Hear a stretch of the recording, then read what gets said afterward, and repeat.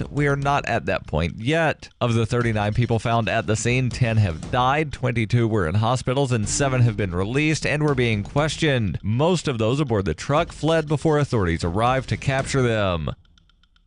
This has been FPP Radio News, online at fppradio.com.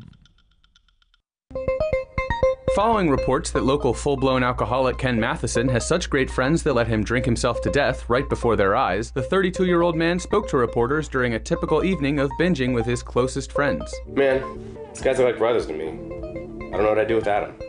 The chemically dependent man, who can reportedly always count on his friends to look the other way, facilitate belligerent behavior, and encourage his self-destructive impulses, informed reporters that the members of his tight-knit circle are, quote, the best buddies a guy could ask for. Can you just shut the fuck up? Seriously. Just shut the fuck up. I lost back then. Keep going. What the fuck are you looking at? I love you, man. I love you. Check this week's Onion Review for further developments. I love you. Oh, God, I love everybody. This is the Onion News Network.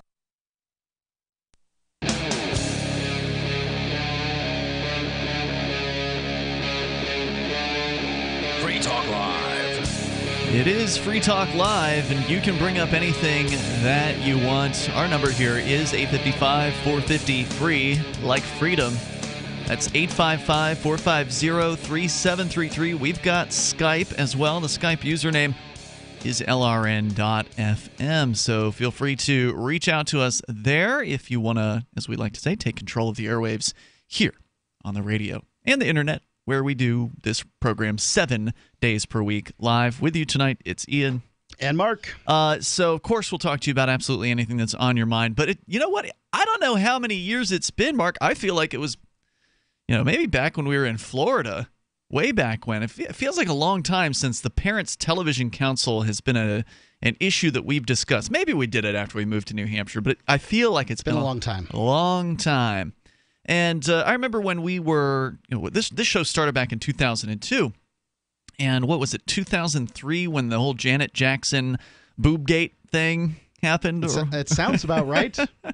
Because I know that we were at WTMY down in Sarasota, one of the radio stations we started at back in the day. It was the second station we were on.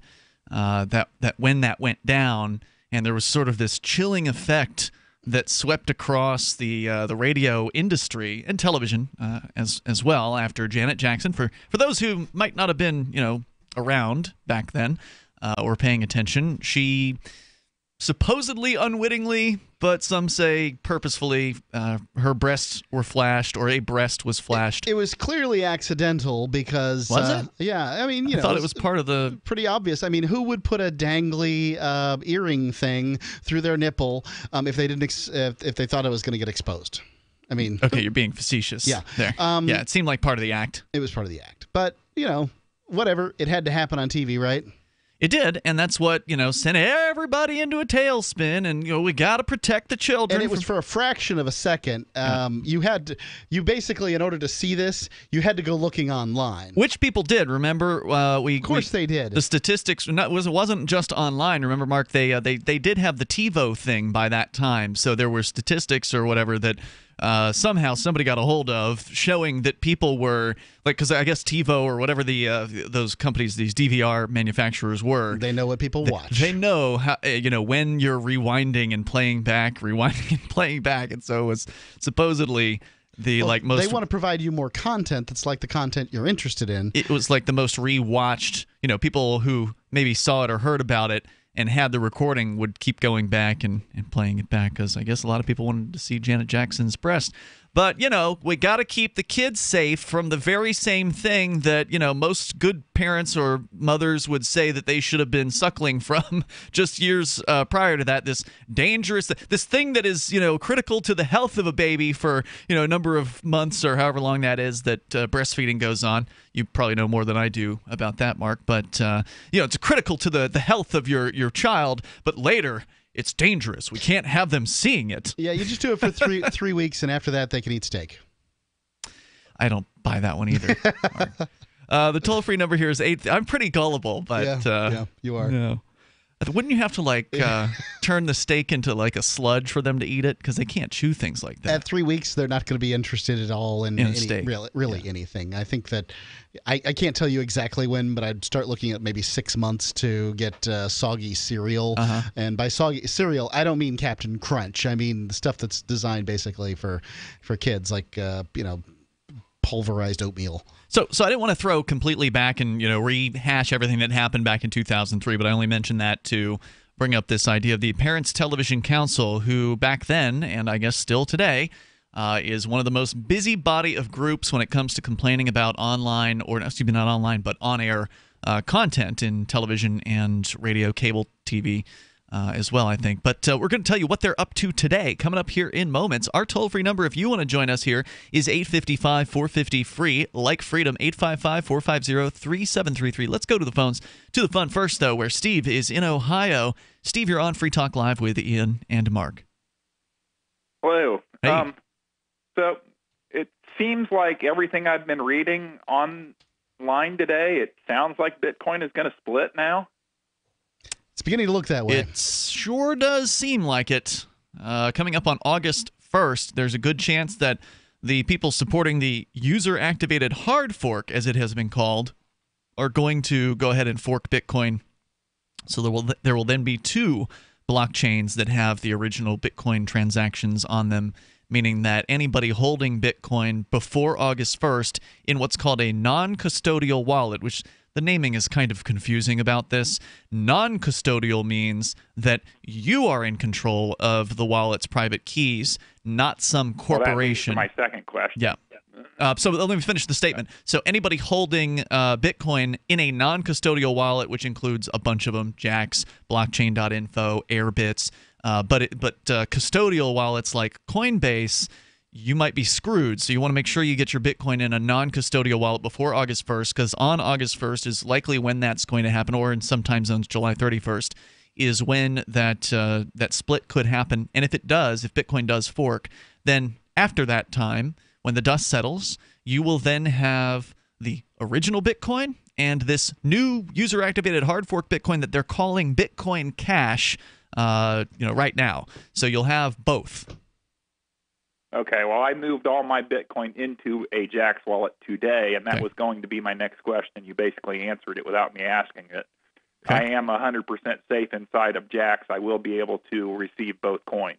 So right now, yesterday, I think it was yesterday or the day before that, I had actually sent the folks from Jax, which is the official wallet of Free Talk Live, a question about this, like, are you guys going to support this Bitcoin Cash thing? And they have not yet decided, but if none of the wallets have yet come out to say that they're going to be supporting Bitcoin Cash, which should be the name of this hard fork version of Bitcoin that might happen coming up next week.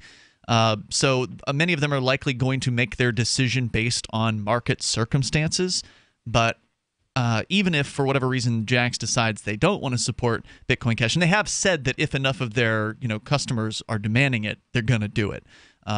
That is my understanding. And that's true for any wallet out there. Which means they'll support it directly in the wallet. But if they don't, you still control the private keys to that Jax wallet. You could then take those private keys and put them into a wallet that does support the Bitcoin Cash, and you would have access to Bitcoin Cash. So there may be, depending on whether Jax does this or not, there may be extra hoops to jump through, but as long as you control, as long as you have a wallet like Jax or Blockchain, Airbits, one of these ones where you control the private key, then there's going to be some way to get that Bitcoin Cash later on. And it's possible that answers my question. It's possible. It's possible that Bitcoin Cash could fail, disappear. Yep. It's very possible that like in less than a week's time, this thing could appear and disappear. Go poof. All at once. So I don't know. Right now, it's trading at it looks like 300 and something bucks here, $365. So down from $400 or $500 where it had been, but that may be enough to attract. $500 today. That still may be enough to attract some miners and some mining strength. But then the question becomes, how many other coins are worth? The futures too. There is no Bitcoin Cash as of yet. That's correct. That's the Bitcoin Cash futures market. That's right. Right. That's the futures market, but it's legit. I mean, and who knows what it'll do, once it's actually on the real marketplace. Basically, as I understand it right now, the futures market is essentially via BTC, which is one of the mining operations that is behind this. So they're basically saying, well, we're going to have this Bitcoin Cash, coming up next week, and we'll give it to you based on the prices that you're paying for it now. Yep. So I mean, presumably they're going to honor those agreements. But as Mark points out, a month or a week down the line, Bitcoin Cash could be somehow snuffed out. Now, I don't exactly know how these 51% attack things work, but if, for instance, somebody who is hostile towards Bitcoin Cash were to come in and the Bitcoin Cash network or mining power was very, very low, they might be able to come in and essentially somehow dominate it, shut it down. I don't know exactly how that works. That might be a question we should ask Roger Ver, because we're going to have him coming up later this week. I think he's going to be on Saturday night. I need to double check that. So maybe we will ask him that then. Steve, any other thoughts you want to share? Nope, I'm good. You basically answered my question. So I moved everything to my Jax wallet. Okay. And just ignore it, basically. You can always get jaxx.io, listeners, if you don't yet have it. And Steve, thanks for the call tonight. We're going to keep you up to date on this as it develops. It's going to be a very interesting upcoming week here. This is Free Talk Live.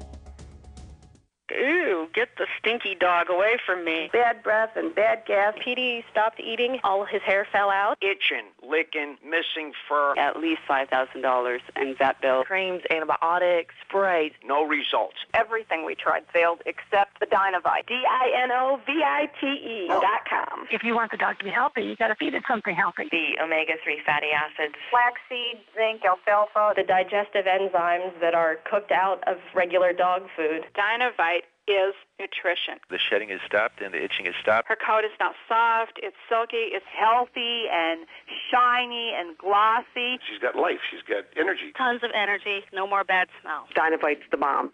Dinovite is the best thing that's ever happened to my dogs, besides me, of course. 859-428-1000. 859-428-1000. Dinovite for life. DINOVITE.com.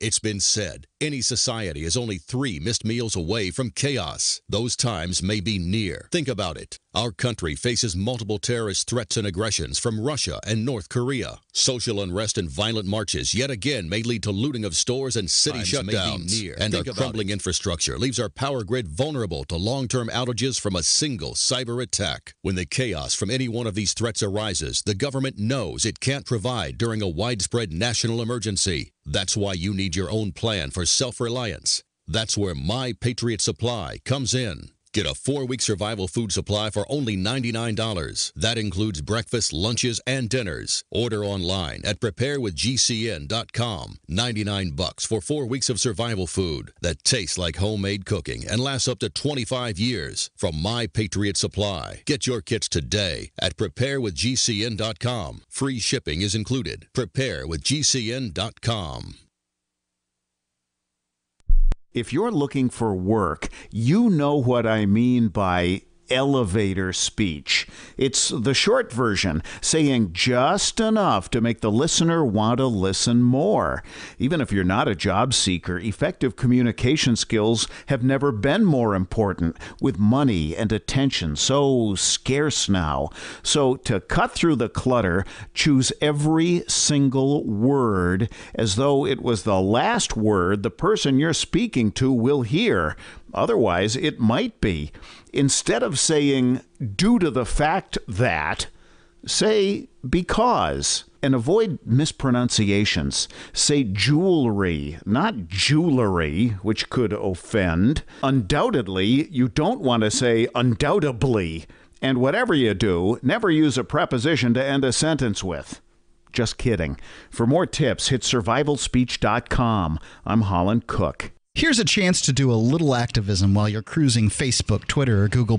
Between the LOL cats, the recipes, the hot girls, and the inspirational sunrise memes, Free Talk Live's posts pass by your newsfeed. Like them, comment. It gives us more exposure. If you don't see our posts, click like at facebook.freetalklive.com and then hover over it to click Get Notifications. It's an easy way to spread the ideas of liberty a bit further. I know you're busy, but you can spare that 1/10 of a calorie it takes to click on something. Facebook.freetalklive.com. Cell 411 is a free app for Android and iOS that replaces government-controlled 911. Cell 411 allows you to preset a group of friends or private organizations to show up at any emergency. Cell 411 is a nightmare for the state because it proves their so-called services aren't needed. Cell 411 has had thousands of installs, and of course it's covered by the BIPCOT no government license. Cell 411 because your friends won't shoot you when you're in trouble. Without the government, who would build the emergency services? You and Cell 411. Get it today at getcell411.com. Do you love Twitter? Make sure you favorite the LRN.FM Twitter account so you can receive our tweets at twitter.lrn.fm. That's twitter.lrn.fm.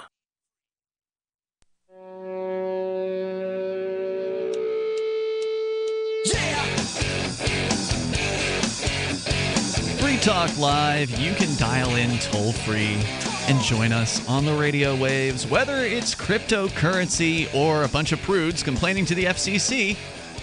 We can talk about those things or whatever's on your mind with you tonight. It's Ian and Mark. And if you want to build a better financial system for everyone, you should join Dash. Dash is digital cash, a digital money platform designed to replace cash and help people manage their own wealth. It's fast, private, and easy. Fees are low, and transactions are fast and can even be confirmed instantly.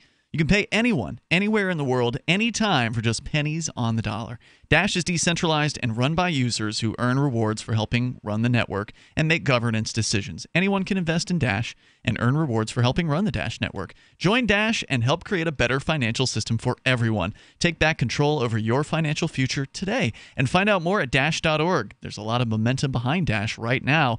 In fact, speaking of momentum, Mark, did you see the headline about the Dash jet? No.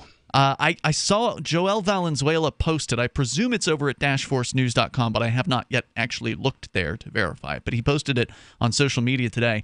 I think they're calling it Dash Force One, and it's like a racing jet of some sort that you would see in an air show, and it's got the Dash logo on it. Sweet, pretty cool. So that's one of the ways that the Dash currency is, I think, very different than a lot of the crypto Me Too currencies out there, is that their marketing campaign is really smart. They've built into the currency the mining proceeds. A 10% cut goes to basically helping to promote the currency. And so I suspect that's where the money came from for the advertising wrap job on this jet. Pretty cool. They need a Dash blimp now. Yeah, it's not a terrible idea. There was the old Ron Paul blimp back in the day in was it 2008 during the Ron Paul campaign? Yeah, got a lot of coverage. A lot of people were talking about that. And of course, the Dash jet sort of harkens back to the old Doge race car. You remember that one from several years ago? Yep. Dogecoin, which was kind of started as a joke, but some people took it pretty seriously. Ended up, some of their fans spent a bunch of money on a bunch of their Dogecoin on getting a wrap for one of the I don't know if it was a NASCAR or something like that, some kind of race car. So this is very similar, but a jet. Surely they picked a car that turns both directions. I don't know, but this time it's a jet. So very, very cool. Check out dashforcenews.com, I believe it is dashforcenews.com. Yep. And they get you the latest information there about what's happening in the Dash cryptocurrency universe. Our toll-free number here tonight, 855-450, free like freedom. Yep, it's there. Top story, Dash Aerosports debuts Dash Force One. Looks pretty sharp. So we were talking about the Parents Television Council. They're back in the news. This bunch from of jokesters they are. TVNewscheck.com. The Parents Television Council hand-delivered nearly 3,000 broadcast indecency complaints to the FCC over content found in Fox Broadcasting's The Mick. The group called for concerned citizens to... Now, the Mick is slang for, a person from, is it Scotland or Ireland? Ireland. Okay. Right? M-I-C? M-I-C-K. Okay. I don't know if that's what the show's about, but... I don't either. Yeah. Anyway, I've never heard of it. I don't watch much television, so if you know a thing or two about it, you're welcome to share it with us here at 855-450, free like freedom.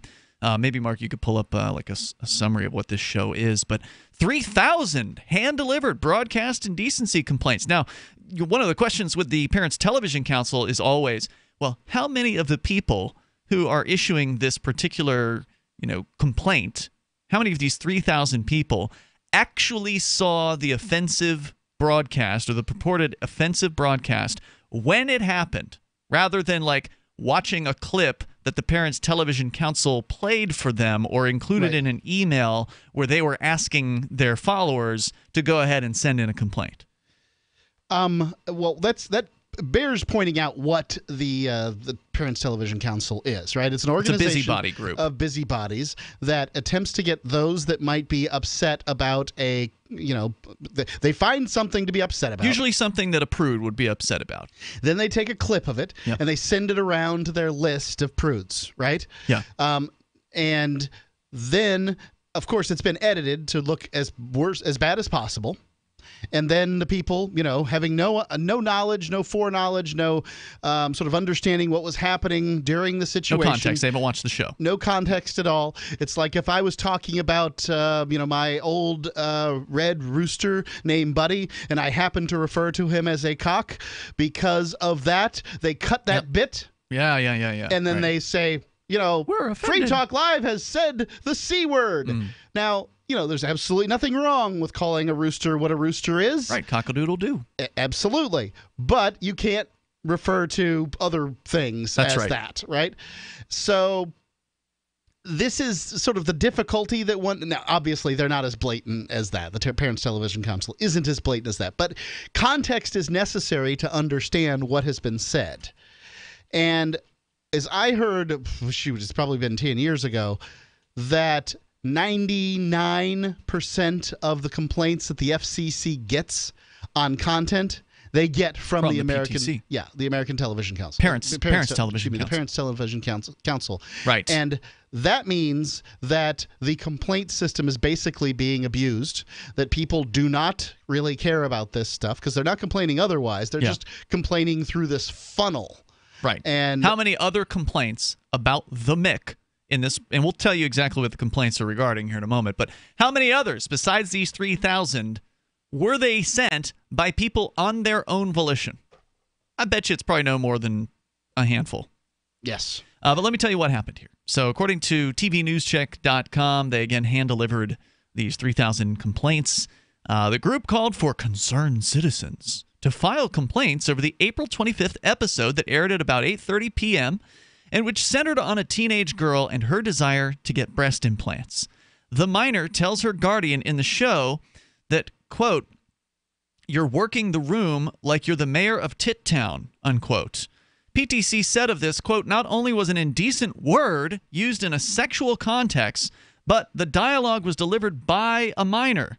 Furthermore, the entire episode included graphic sexual dialogue and double entendres, yet was rated by Fox as appropriate for viewing by children as young as 14 years old."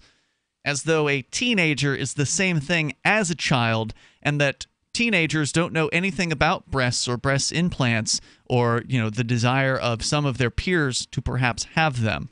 I think I pretty much use the word tit and teat interchangeably with my son, and we keep mammals that we use for food, right? Pigs. You had pigs for a while, yeah. And we breed these mammals, and sometimes we're putting them on and off the teat or tit at any given time. So my son has heard this terminology a great deal. He understands where animals come from. Yes, but Mark, they would argue that it's not erotic when you're talking about a pig, but clearly they're trying to pander to the lowest common denominator. What is the lowest common denominator? Talking about breasts on television, I'm human talking breasts. about breasts on a pig. Yes, I understand that. I'm just saying that the Parents Television Council would probably not object to the word tit being used in the They're only referring to a female body part. They're not referring to it in a sexualized fashion. No, but to everything, to these people, everything's sexualized when it comes to the human breast. It's always sexualized. It doesn't matter under what context it's being talked about. I got a surprise for you. Half the population's got boobs. Toll-free number tonight, 855-450-FREE like freedom. Well, there's also plenty of men with boobs as well. 855-450-3733, Free Talk Live. Ralph, remember when you said you were going to start paying more attention to your health and now you're eating potato chips? Just a few. A few, okay, but you should be eating Super Berries Aronia berries. Aroni what? Aronia berries from superberries.com. They're known for having one of the highest levels of antioxidants that helps with overall wellness. Go to superberries.com/radio. And right now we get a free smoothie recipe book with our order. Plus we can save $4 at checkout. Wow, look at all the benefits of these berries. I know, Ralph, I know. Choose health. Eat purple. Superberries.com. fully cooked, ready-to-eat bacon. I'm talking thick, meaty, center-cut presidential bacon. Savory and delicious. I buy some, I use some, I store some. Awesome. No refrigeration needed with a 10-year shelf life. NASA pack technology. Bacon. Fully cooked, fully hydrated, ready to eat right from the packed bacon or warm and served. Life-saving, ready-to-eat bacon. 10-year shelf life bacon. Ships free at fullycookedbacon.com. fullycookedbacon.com. Free Talk Live. You guys catch my State of the Union address the other night? That was very nice. Hey, this is George Bush? I'm afraid so, ladies and gentlemen. Well, it's fantastic to have you listening to the show. I wanted to run some new ideas I had past you guys. Okay, cool. We'll be your sounding board there, Prez. Ice cream day. I love Ice Cream Day. It's awesome. We should have Ice Cream Month and different flavors, just like Baskin Robbins. Every Friday, Americans get free ice cream. Now, I don't know where? about that. Now, wait a minute. From where, George? Ice Cream Angel's going to bring it down? Yeah. What about this one, guys? Everybody gets a pony in America. It's very Texan. Presidents have a habit of just getting up and saying what sounds good, and then you don't do anything about it. I mean, really, you're not going to do anything. We all know that. Well, most presidents don't do some of the things they promise. I promise not to do all of those things. Awesome. Free Talk Live, 7 nights a week from 7 to 10 Eastern, live on the Liberty Radio Network at LRN.FM. We've all heard about blockchain assets like Dogecoin, Ether, and Ripple. Bitcoin isn't the only player in the blockchain game any longer. And for those of us wondering how to get our hands on these digital assets, finally, there's a solution. Shapeshift.io allows you to buy and sell between your digital assets and Bitcoin instantly between your own digital wallets. I've used it with ease. Shapeshift.io. There's no account or email address needed. You send them the crypto you want to sell. They send back the crypto you want to buy. It's that easy. Shapeshift.io.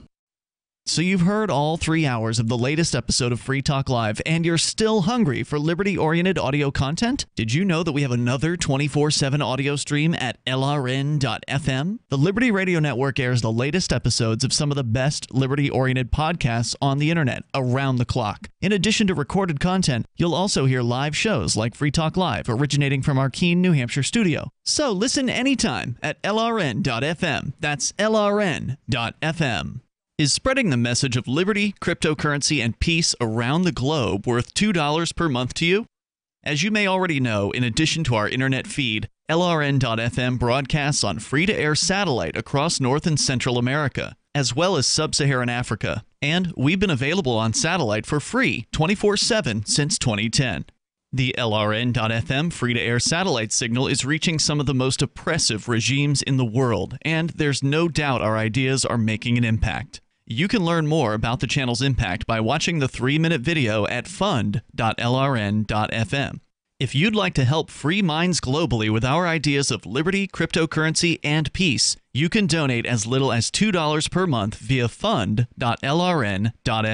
You can help us continue and expand our satellite broadcast to multiple continents. Visit fund.lrn.fm today, and thank you for your help. Don't forget to share the link on social media. That's fund.lrn.fm. If you enjoy LRN.FM, please contribute to your favorite shows via their websites and become an amplifier at amp.lrn.fm. That's amp.lrn.fm.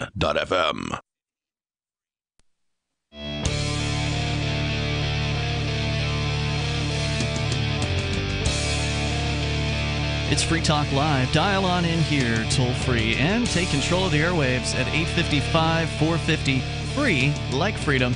855-450-3733. We've got Skype. The Skype username here is LRN.FM. And in the studio tonight, it's Ian. And Mark. Don't forget, if you want to get into Bitcoin mining and you don't want to have to deal with the hassles, because, you know, if you're not technically adept with computers, you pretty much can't get into Bitcoin mining on your own. You need somebody to help you. And the folks over at Bitcoin.com are doing just that. They've got the Bitcoin.com mining pool, which you can join over at pool.bitcoin.com. All you got to do is put up an investment into helping them get some hardware, basically, and then they do all the management of it for you, and you get payouts. That's the idea. And you can actually go there and see what the expected payouts might be. Now, you never really know because the difficulty adjusts in Bitcoin, and things change over time. So obviously there's some risk involved, but if you want to get behind a Bitcoin mining operation that is doing well, you can go to pool.bitcoin.com. In fact, they're paying out 110% to the people who do know what they're doing. So if you are a technically adept miner type and you want to join an existing mining pool, they're doing 110% mining rewards for you. So go to pool.bitcoin.com. If you just want to invest and get payouts, then also you can go to pool.bitcoin.com, and then they'll tell you what you can expect to make based on what you want to invest. And there's like a slider, and it's super easy to get signed up. Mark, you and I, we actually did this. I did it on my own. Yep, you went with a lifetime package. I went with the 6-month, just because I just wasn't sure. I've never done this before. I didn't know. I wanted to kind of dip my toe in the water here, and we'll see how it. You are a toe dipper, out. that's for sure. Pool.bitcoin.com. But one of the things that I was excited about by this is that it's a way to support the Bitcoin network, especially in this time of increased difficulty, if you will. Go to pool.bitcoin.com and learn more about that. Let's go. We'll talk more about the Parents Television Council and their recent batch of complaints to the FCC, but we have David on the line. David, where are you calling from here tonight? I'm in Raleigh, North Carolina. Hey, so what's on your mind? So I was wondering if y'all had heard about the user-activated hard fork of gold and silver. Have y'all heard about that? No. I have not. What does that mean? Yeah, you haven't heard of it because it doesn't exist because it's real money. But anyways, I digress.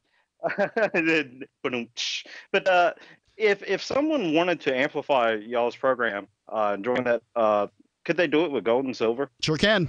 Yeah, I mean, we've done that before. I mean, it's there's not much we can do with gold and silver except, put it somewhere. Hold it. But, it's not going to pay any bills for advertising or whatever.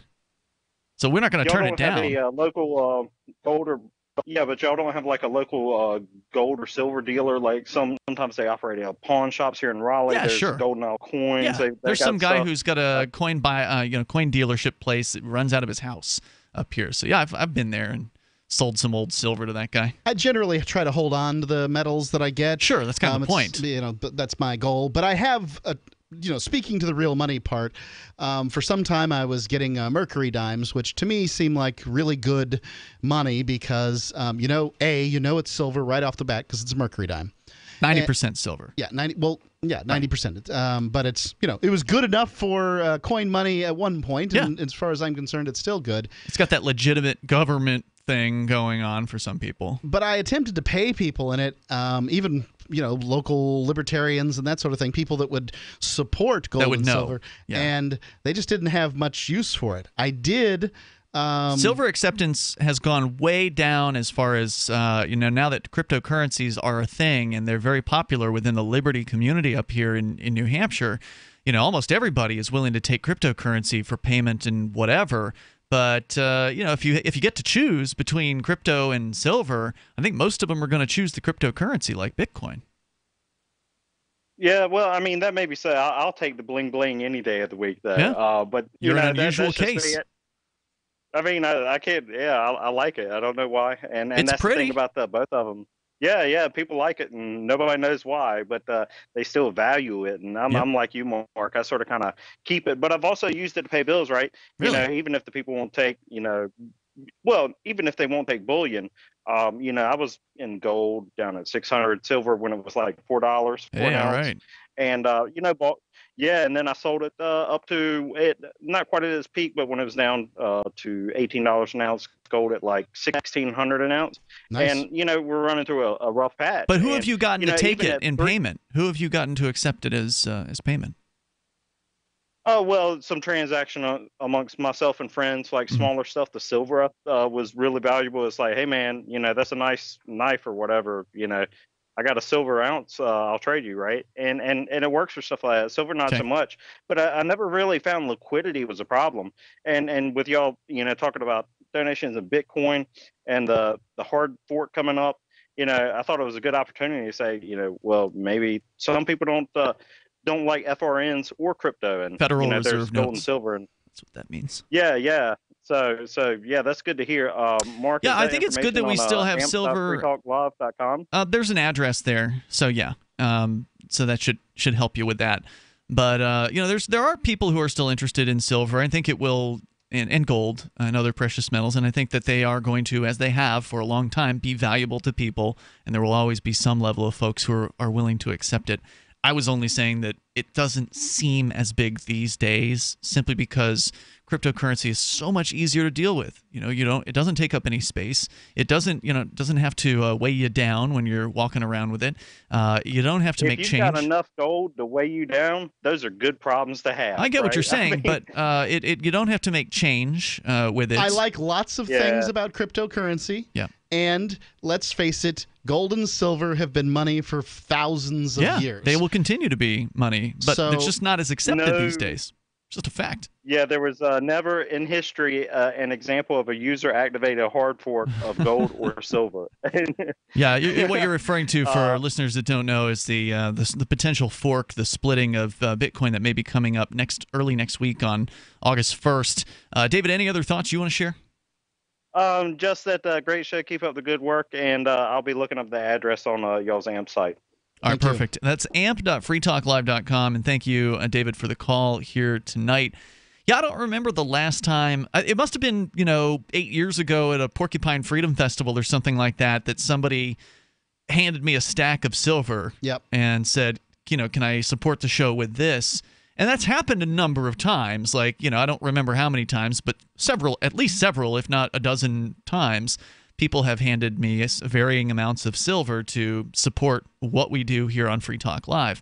And I'm always grateful. Thank you. We're going to put it, somewhere that it will hopefully gain value over time. And then if we need it, we will liquidate it.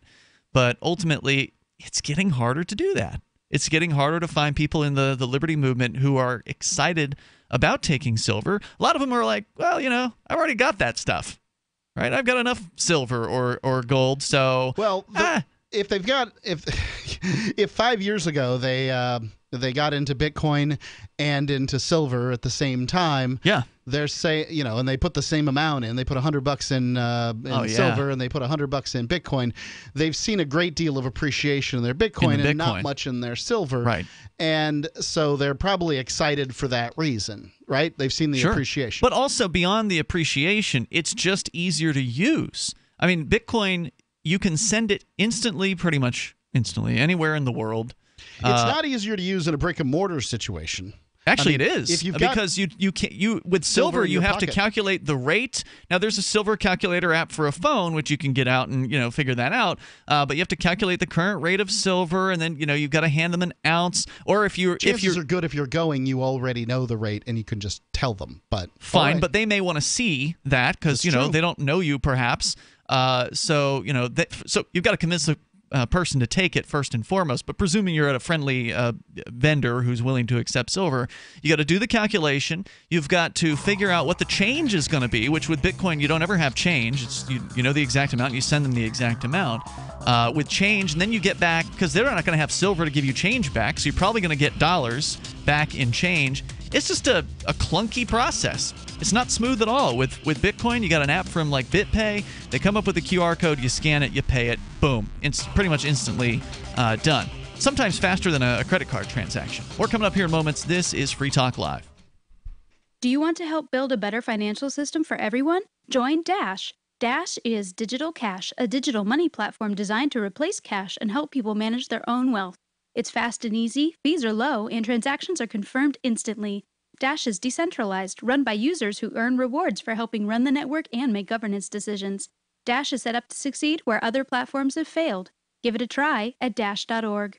Help people take control over their financial future today. Find out more at dash.org. Imagine, if you will, a virtual world, a symbiotic economy with its own currency, where you can barter your services with others. Symbi.com is a marketplace of real people exchanging skills and services, from web developers, marketers, video production specialists, and teachers of all sorts, to gaming consulting or fitness coaching. Symbi.com is a vast world of people trading freely. Take my word for it, it's an adventure you can't afford to miss. Simbi.com. Buy BuySellMakeOffer.com is better than ever. I'm Pat Matthews, here to tell you that BuySellMakeOffer.com, the revolutionary site for buying and selling anything and everything, just upped the ante. Go right now to BuySellMakeOffer.com and click the Sign Me Up button. When you do, you'll get the first month free, and then it's just $9.95 a month to be a member forever. And you don't need a credit card for the initial setup. Create your own store on the site and sell whatever you want, as long as it's legal, however you want, and sell an unlimited number of items. Create your own intro video to describe what your store is all about. Use Skype to see who you're buying from or selling to. Sell unused household items, as well as antiques, cars, televisions, collectibles, real estate. The possibilities are unlimited. Use social networks to promote your store right from our site. Remember, there are never any fees, no matter how much you sell. Become a member today. I'm a member. Get all your friends to sign up, too. This could become a great business for you. Sell whatever you want for the first 30 days, free at BuySellMakeOffer.com. Hi, I'm Derek J. I don't want a politician to represent me.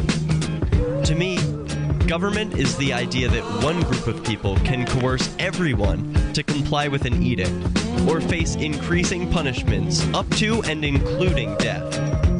Despite perhaps the most noble of intentions, the best government services are a far cry from what could be provided for by voluntary interactions. Besides, the people who call themselves the government wage wars and put peaceful people in jail for crimes involving no victims. If Starbucks used some of its money to drop bombs, I wouldn't shop there. So why would I support the American empire? The empire does not require my consent. Derek J's Victimless Crime Spree. Watch it for free and order the Director's Cut DVD at victimlesscrimespree.com. That's victimlesscrimespree.com. LRN.FM is proud to announce our official listening apps for Android and iOS devices. Now you can easily tune into our streams anywhere, anytime on your smartphone or tablet. Just visit apps.lrn.fm or search for LRN.FM in the Android or Apple app stores. Please download, rate us 5 stars, then share the link on your social media, and let your friends and family know how you're listening to LRN.FM. Download it now, free at apps.lrn.fm. There's no better app for tracking the value of cryptocurrencies than CoinCap. I've had a lot of apps for tracking Bitcoin, but none that's ever been able to track 500 digital assets at once. Their best feature is the Altfolio. I love this thing. You enter how many Bitcoins, Ether, Dash, Doge, or whatever else you have, and it tells you how much your crypto is worth. You can watch yourself get rich. If you have crypto, go right now to coincap.io, or you can use the Apple Store or Google Play to get the app. I love CoinCap. coincap.io.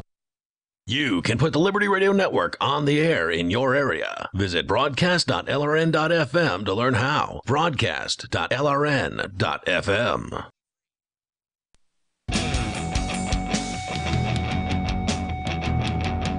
Free Talk Live. You're invited to join us here on the radio waves. You can take control of the airwaves here. Maybe you're on the side of the Parents Television Council, and you are mad that the word tit was used on television in the context of talking about a teenage girl who was to apparently, or interested in receiving a breast implant or breast implants.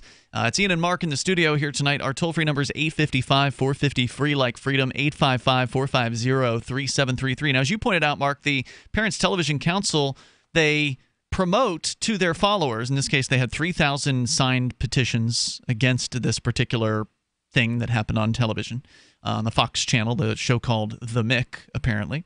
And by the way, you looked into it and you couldn't see for sure if it was about any kind of Irish thing, but maybe. From Ireland. Seems like it. Oh, I thought you said it was about some woman who moved somewhere. Yeah, from like Rhode Island to Connecticut. I don't understand. Yeah. So anyway, yeah, we don't know anything about the show, but the thing is, neither do probably most of the 3,000 people who sent these petitions in.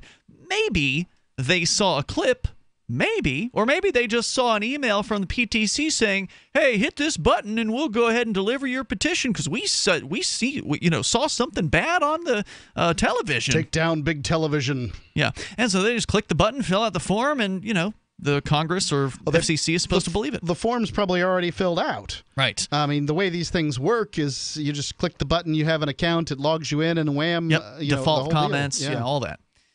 So, if you want to comment, you're welcome to join us here. 855-450-FREE, like freedom, 855-450-3733. But most of them probably didn't watch the whole show. So, I don't know. Maybe it was some sort of outrageous message around breast implants. Or maybe later on in the episode, she decides not to get them. Who knows what it is? But just the fact that there's somebody who's a teenage girl considering this on television is what was offensive to these people. That's and the basically word tit. where it went to, yeah. So they were looking for whatever they were looking for. Yeah. And the comment that they found offensive was the minor tells her guardian, quote, "You're working the room like you're mayor of Tit Town," unquote. But, it's worth pointing out that there's no list. They call this an offensive word, but there's no list of offensive words. The Federal Communications Commission has not in 80 years gone ahead and just given us a list. The closest thing we have to a list is George Carlin, and I don't think Tits on that list, is it? I think he does include that list, but it's. I remember working at a rock station where it was one of the words in an Eddie Money song. They didn't bleep it. That's the thing. That's in fact one of the biggest problems out there is you can say whatever you want. It seems you can drop the N-word in a song, but by God, a newscaster that reports that somebody said it is going to get fired. It doesn't make any sense. Melissa Henson is the PTC, Parents Television Council Program Director. She says, quote, "We are urging the FCC to help protect the publicly owned broadcast airwaves from indecent content such as what was aired on the MIC. The T word has historically been considered off limits for broadcast television, as was affirmed in the FCC versus Pacifica Foundation case. Even comedian George Carlin once joked that it's one of the words you could never say on television." She continued to say the FCC should issue an indecency fine to send a message to Fox Broadcasting and to the broadcast TV industry that indecent content is unacceptable. As long as Fox is licensing and profiting from the use of a public resource, the broadcast airwaves, they must abide by the law. Radio stations are playing this song, have been playing this song playing songs with this word in it for decades. Yep. Why is it that speaking it as opposed to singing it is a problem? Well, I'm sure the Parents Television Council would also be offended about a song as well. It's just seems like they missed the boat on it. Then maybe no one has informed them about the Eddie Money song "Shakin'," which is likely included in most rock and roll radio stations' playlists, because those playlists are only 200 songs long. Yeah. If you're lucky, it's likely in the playlist of every classic rock station out there in the United States today, or maybe even some of the 80s hit stations. But, they just probably haven't caught wind of it. It's not as offensive as a television broadcast because, the kids are watching at prime time. It's 8:30. This is what they say at 8:30 at night. This is prime time kid watching hours for TV, and we got to protect them from hearing that word, especially spoken in context regarding a teenager and breast implants. So one of the real difficulties that television producers have is that they're attempting to produce programming and then compete against organizations with much bigger budgets that don't have the same constraints. So HBO, Netflix. Well, TV has big budgets, but they don't have the same constraints, or the HBO folks don't have the same. Take a look at Game of Thrones, man. Look at the budgets on that. They're big. They're big. Those are big budgets. They're not necessarily the acting budget, the whole thing. It's no doubt. Expensive. You may be right. It may be a little more expensive on the HBO side as far as production, but they're no slouch on TV these days. If you're trying to, TV is. When was the last time you watched a broadcast television program, Ian?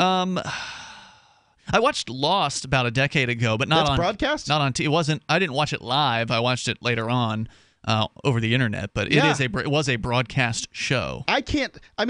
Nothing comes to mind. But the last show I remember broadcast television was my ex-fiancée watching Ally McBeal. I haven't had cable since then. Well, most of the shows, if I watch a show, and I don't watch too many of them, but most of the ones that I'll watch over the internet are originated on cable networks, not broadcast. But there are a bunch of shows. That's what I'm saying. Is most of it's cable, and that's who these people are competing against. Right. And you're tying their leg behind their back and telling them race. Yeah, And it's insane. I mean, the idea that there's like some set of families out there of any significance that only has over-the-air broadcast television in their home is absurd these days. This isn't 1950 or 1960 or whenever it was when there was 3 broadcast networks, and then finally Fox came along sometime in, what was it, the 70s or 80s or something? I don't even know when it was, but they came along at some point. But it was only 3 channels for a long time, and you didn't have cable. They sure did seem more relevant back then as far as the FCC and all of its rules. But now there's these 2 sets of standards because, anybody seen The Walking Dead before? You want to talk about one of the most... Is that broadcast? No, it is on AMC, which is one of the cable networks. But it's incredibly gory. I mean, it is not only is it gory, but they also use... I can't say for sure I've heard the F-bomb, but I've definitely heard the S-bomb on that show. That's all it takes. They use very explicit language, very explicit violence on those programs. I mean, there's nothing they haven't shown basically as far as gore, gore fest is concerned on that program. And it's like, yeah, they are trying to compete with that, but what family doesn't actually have access to those shows? I mean, obviously with cable subscriptions, they have a parental lockout or whatever, so parents can go in and lock out certain channels.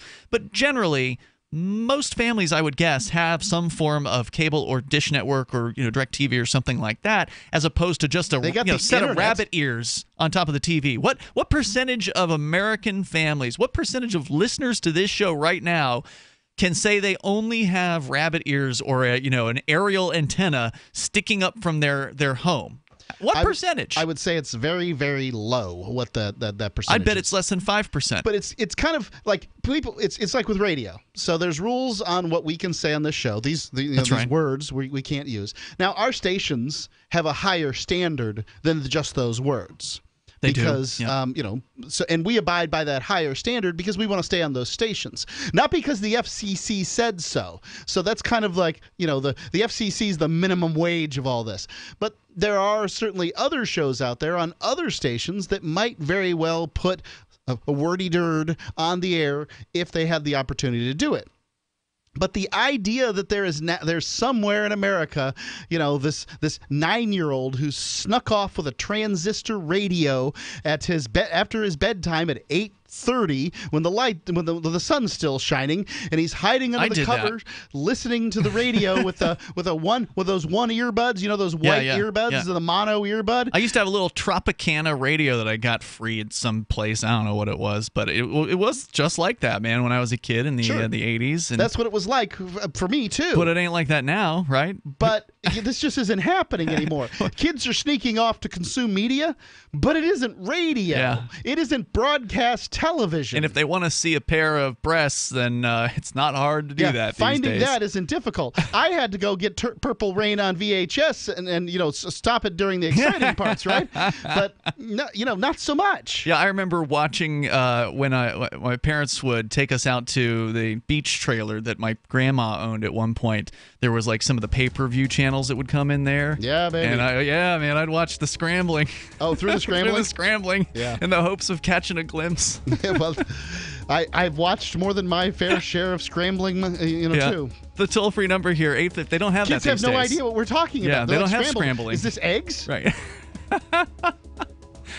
Kids, it was the television channels that you couldn't see. You couldn't see because they digital sort of analog scrambled the video. More coming up.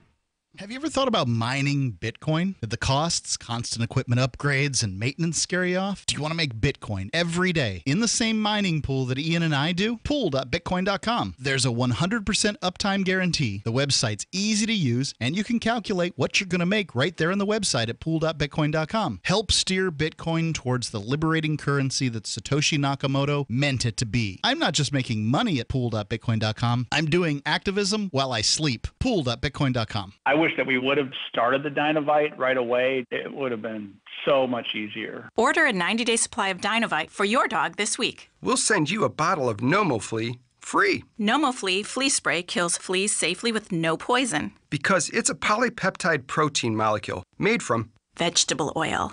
Try NomoFlea. Free this week at Dynovite.com. Just feed your dog right. Use Dynovite. Dynovite for life. DINOVITE.com.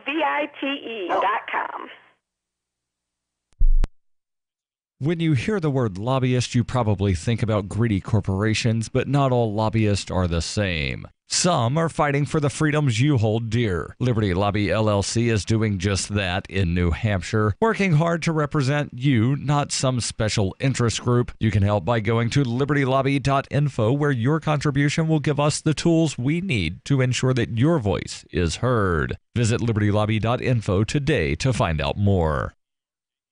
You may already know about the Free Talk Live audio-on-demand phone line at 641-793-9660. Did you know that not only can you listen to Free Talk Live via your phone, you can also leave a message and have it delivered to Free Talk Live's hosts? To leave us your thoughts, just dial 641-793-9660. That's 641-793-9660. Press 2 for Free Talk Live, and then hit 0 to leave your message.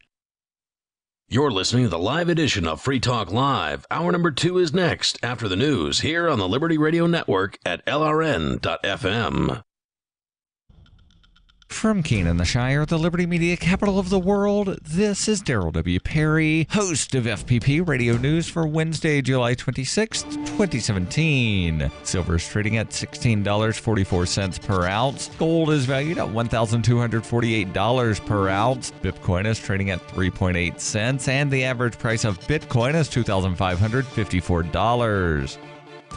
Antiwar.com reports in a 419-3 vote, the U.S. House of Representatives has approved the Russia sanctions bill, which has also seen sanctions against both Iran and North Korea tacked on in an effort to ensure near unanimity over sanctioning at least somebody among them. The bill's primary focus is to limit the ability of President Trump to ease sanctions against Russia, requiring him first to get congressional approval for such a move. The three opponents were Representatives Justin Amash, Thomas Massie, and John Duncan Jr. Though the White House had initially objected to the bill as limiting presidential powers, they've since indicated that President Trump will sign the bill. That's only going to happen, however, if the bill gets through the Senate, and there's no guarantee that will happen. That's because despite all the wrangling in the House, Senate officials still say their version has stumbling blocks, and there's no timetable for any sort of vote on a Senate version of the bill yet, with the possibility of getting one comparable to the House still uncertain. Congressional hawks praised the bill for its various sanctions against favored targets. The European Union, however, has warned if the U.S. House sanctions end up targeting German companies that do business with Russia, mostly energy importers, they should expect EU retaliation in the form of sanctions against the United States. For nearly 40 years, Roberts & Roberts Brokerage has been a trusted source for buying and selling precious metals like gold and silver. They also take Bitcoin for precious metal purchases and have permanently removed the minimum purchase amount for all orders paid in the digital currency. Call Roberts & Roberts today for knowledgeable advice on buying and selling precious metals and a forward-thinking approach to new technologies. 800-874-9760 or visit online at rrbi.co. UPI reports a Secret Service officer was injured when he accidentally discharged a weapon Tuesday in Washington, D.C. A spokesman for the Secret Service said the service requested an ambulance after an officer assigned to the service's Washington field office was involved in an accidental discharge of a weapon while on duty. The officer was transported to a hospital with non-life-threatening injuries. The local Fox affiliate in D.C. reported that the officer sustained a thigh injury. No one under Secret Service protection was nearby at the time of the incident. The Secret Service's Office of Professional Responsibility is reviewing the shooting. Cell 411 is a free app for Android and iOS that replaces government-controlled 911. Cell 411 allows you to preset a group of friends or private organization to show up in an emergency. Cell 411 is a nightmare to the state because it proves their so-called services aren't needed. Cell 411, because your friends won't shoot you when you're in trouble. Without the government, who would build the emergency services? You and Cell 411. Get it today at getcell411.com.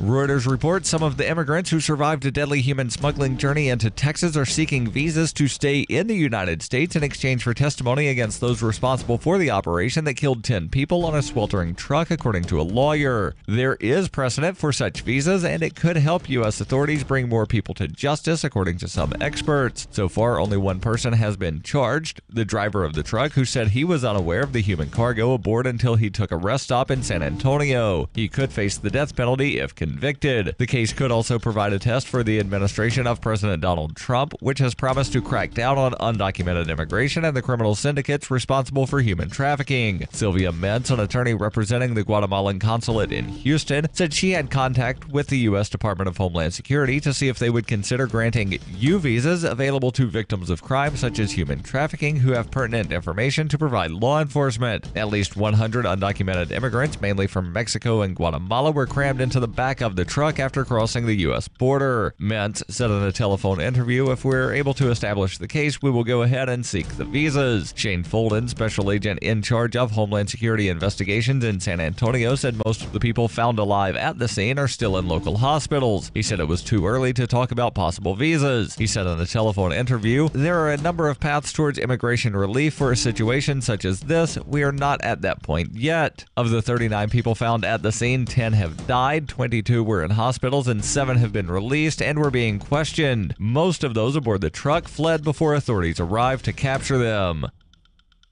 This has been FPP Radio News, online at fppradio.com.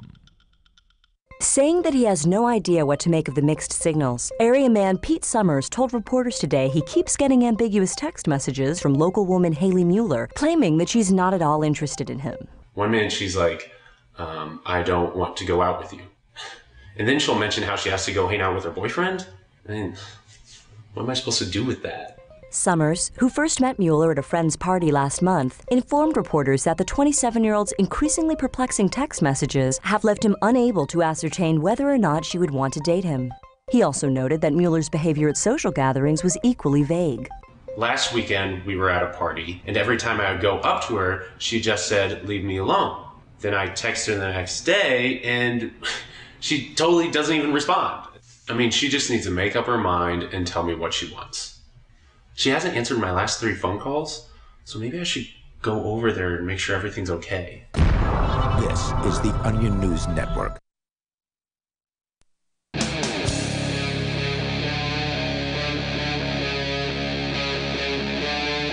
Free Talk Live.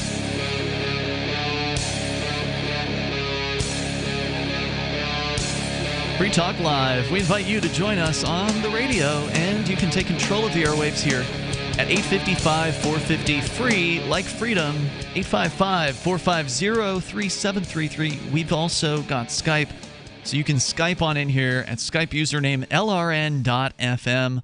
We've been talking about indecency, so-called, on the radio, on television. The Parents Television Council is back at it, the PTC. It's been quite a while since we've talked about them here on Free Talk Live. And maybe it's just been a coincidence. You know, we just haven't seen the headlines, and I just happened to spot this one. I think it was actually in an industry publication from like a week ago. It's in reference to the PTC complaining about a Fox broadcasting show called The Mick, where, which of course I've never heard of, but I don't watch broadcast television. I watch television in general. But nonetheless, they think this is particularly relevant because somebody in the show, it was apparently about a teenage girl and her desire to get breast implants, where the minor makes a comment to her guardian, quote, "You're working the room like you're mayor of Tit Town." The PTC said of this that, quote, "not only was an indecent word used in a sexual context." Well, what was the context exactly? What's sexual about there? that? Yeah. But the dialogue was delivered by a minor. Furthermore, the entire episode included graphic sexual dialogue and double entendres, yet it was rated by Fox as appropriate for viewing by children as young as 14 years old. And then they actually do provide a link to some of the scenes. They say they're urging the FCC to help protect the publicly owned broadcast airwaves from indecent content, such as what was aired on the Mick. And that's the old shtick, is the publicly owned airwaves. Well, the public has lost out on its airwaves because What do you mean? Now, the real programming is elsewhere. The fact like the is, really good programming? Good programming. When was the last time you watched a broadcast television program? I bet there's plenty of people who do. I don't even know what they are. Well, that's because we don't do that kind of thing. I mean, they're still making plenty of money doing broadcast television, Mark. I mean, it's local probably news not... makes money. it's probably not what it once was, but they're also like the budgets of these shows are. Would you agree that the advertising pie, the media pie, has grown well beyond broadcast television, sir? Yeah. Yeah.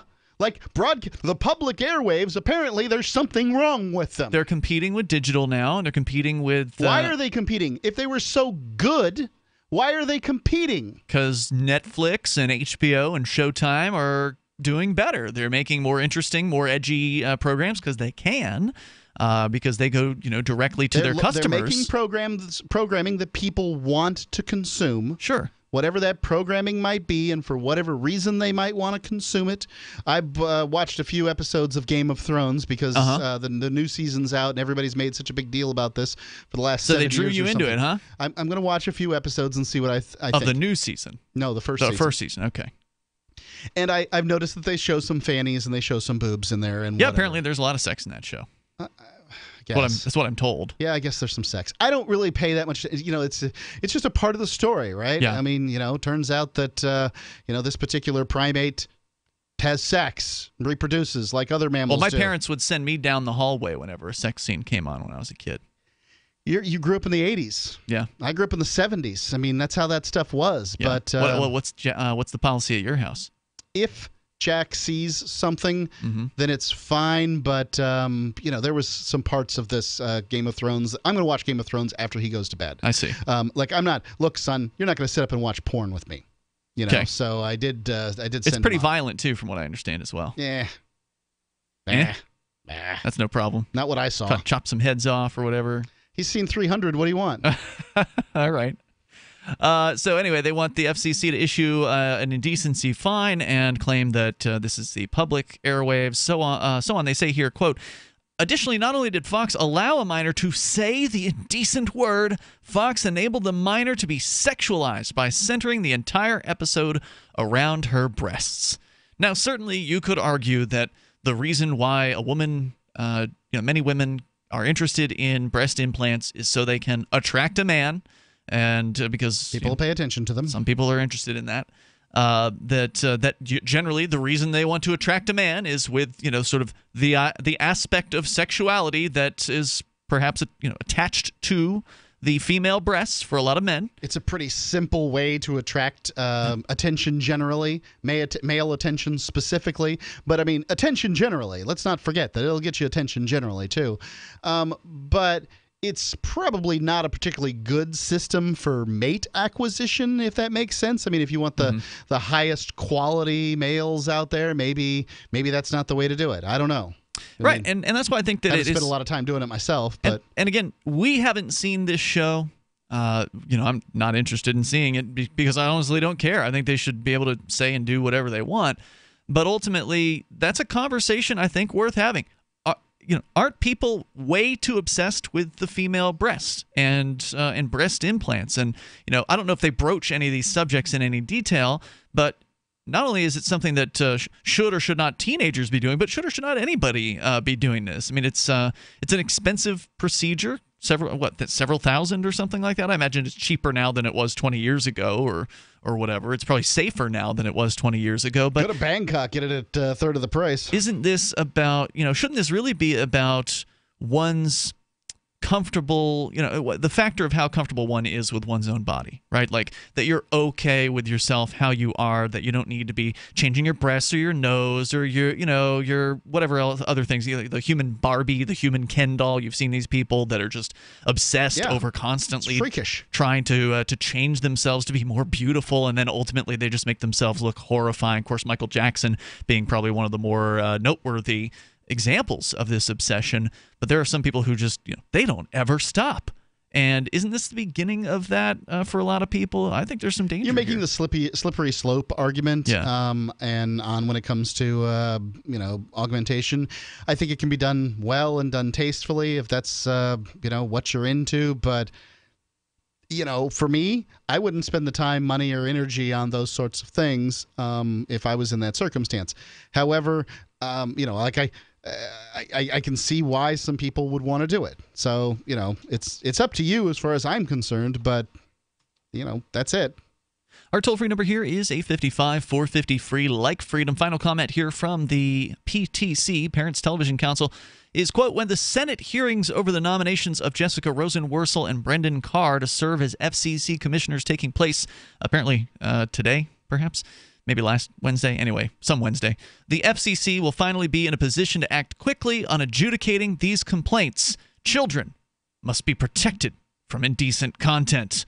Well, why is it that the FCC is going to be able to act more quickly because they've added 2 more bureaucrats to their board? I don't understand that. Were they unable to vote on these things before with just 3 members of the FCC instead of 5? Are these board members going to just be chasing down issues? I don't know. It doesn't make any sense. But I don't know. I don't see why expanding the size of a board is going to make anything happen more quickly. I don't either. Given that I've spent time on boards, I can tell you that boards tend to be particularly inefficient. The bigger the board, the slower the decisions. Even outside of government. I mean, because now you're talking about a government board here. I mean, your typical board is very slow and inefficient and, plodding and brooding. But now you're talking about a government board, which probably adds in a factor of 10 to the inefficiency. But regardless, the PTC back in the news with 3,000 hand-delivered petitions. And if you are on their side, if you are saying that, yes, this is offensive, we need to protect children from having any kind of exposure to the idea of breast implants. Well, as though this is going to do it. No, it's ridiculous.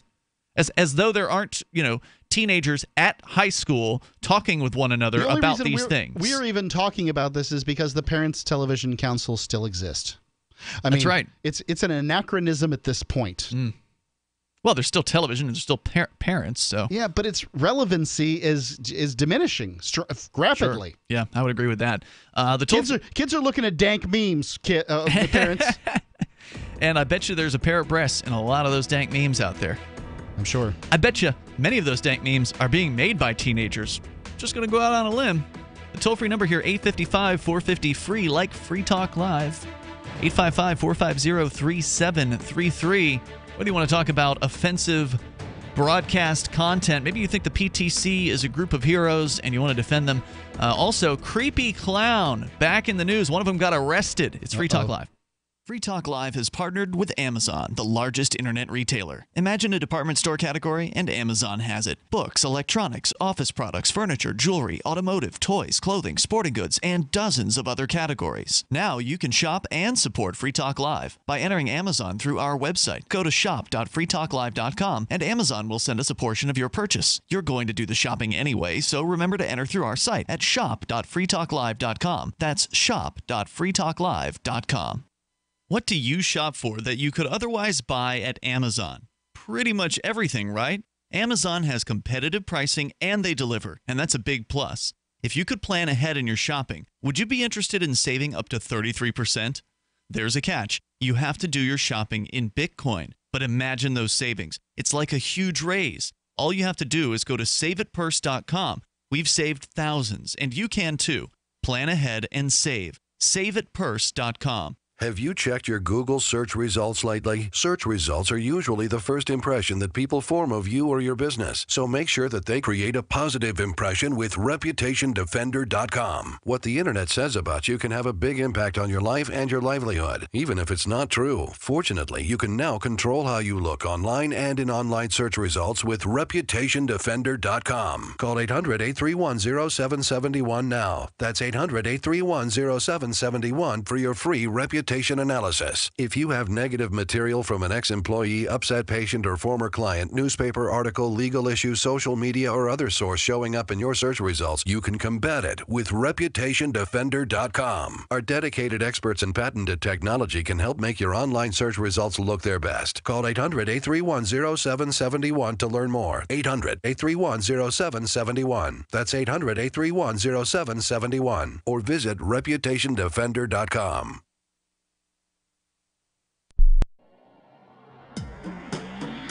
Free Press Publications is an independent, alternative media and publishing company founded in June 2009 with the mission of ensuring a free press for the freedom movement and is committed to spreading the message of peace, freedom, love, and liberty. FPP also gives new authors an avenue for publishing freedom-oriented material.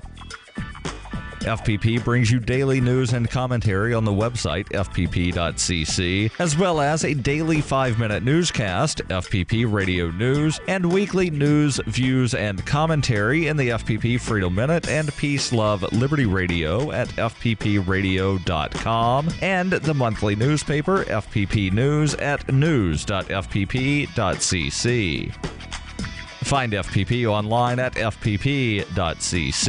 That's fpp.cc, as in Creative Commons. There are lots of ways to listen to Free Talk Live. Our podcast has been around since podcasts began, and now the FTL feed is loaded with content besides our full show archives. Did you know that we make it easy for you to customize your podcast subscriptions? We have different feeds, one that includes only our full shows, one with just the Daily Digest, and one with just the Edgington Post. You decide what you listen to. It's quick and easy to customize your feeds at feeds.freetalklive.com. That's feeds.freetalklive.com. Imagine, if you will, a virtual world, a symbiotic economy with its own currency, where you can barter your services with others. Symbi.com is a marketplace of real people exchanging skills and services, from web developers, marketers, video production specialists, and teachers of all sorts, to gaming consulting or fitness coaching. Symbi.com is a vast world of people trading freely. Take my word for it, it's an adventure you can't afford to miss. Simbi.com. You can connect with the Liberty Radio Network via our Facebook page at facebook.lrn.fm. That's facebook.lrn.fm.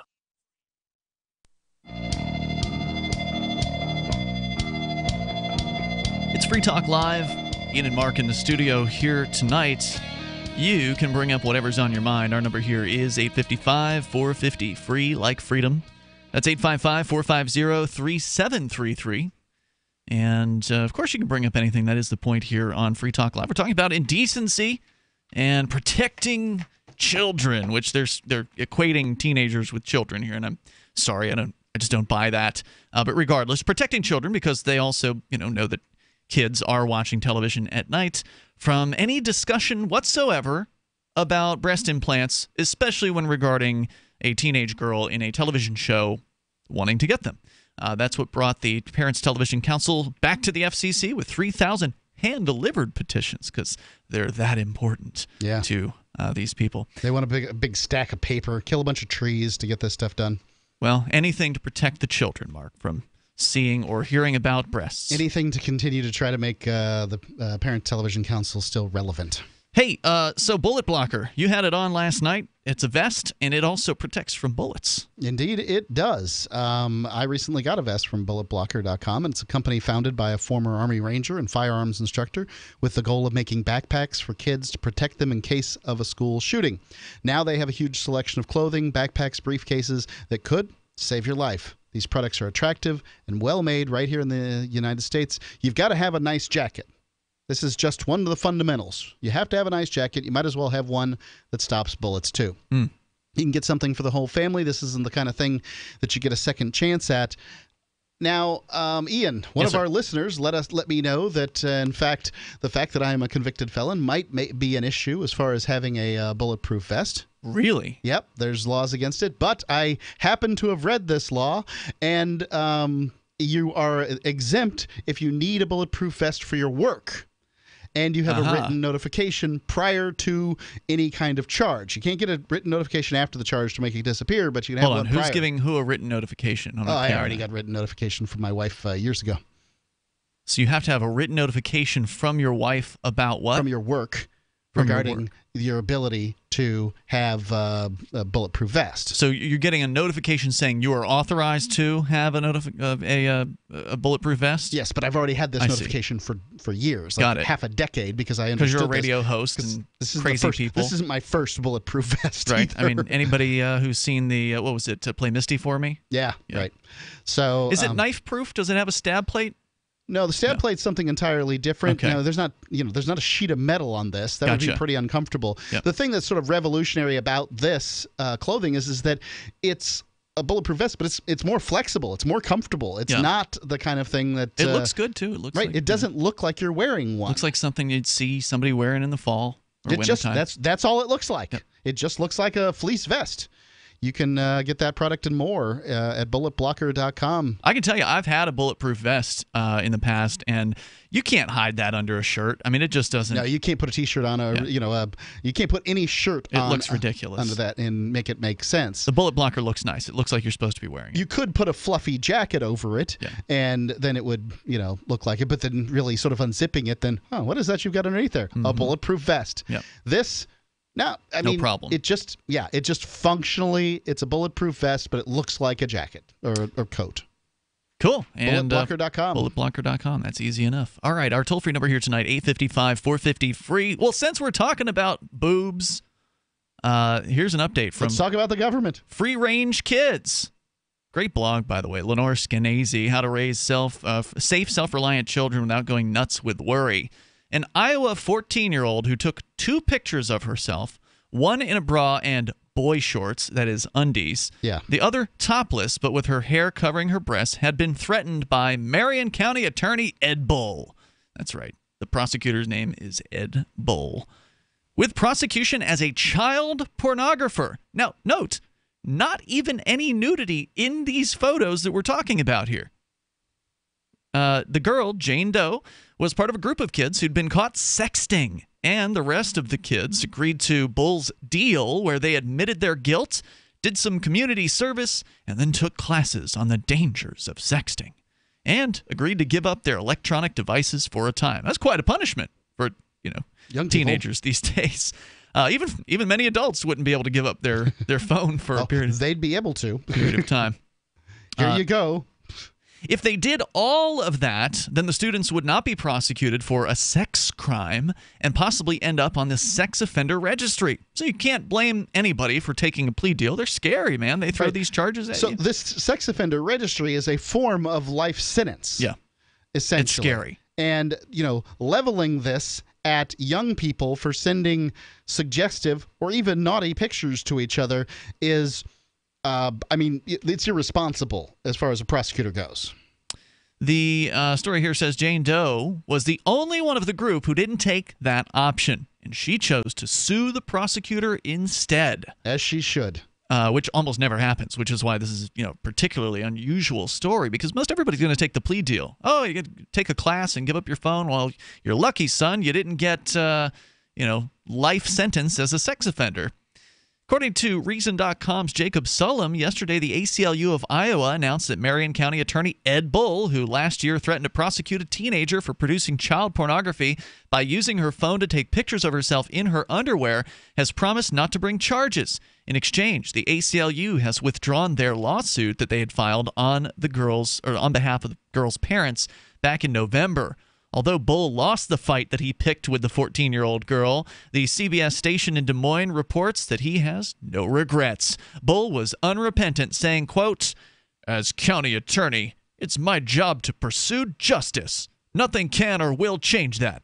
I will put the ACLU's dismissal papers in my file and go right back to work serving my community," unquote.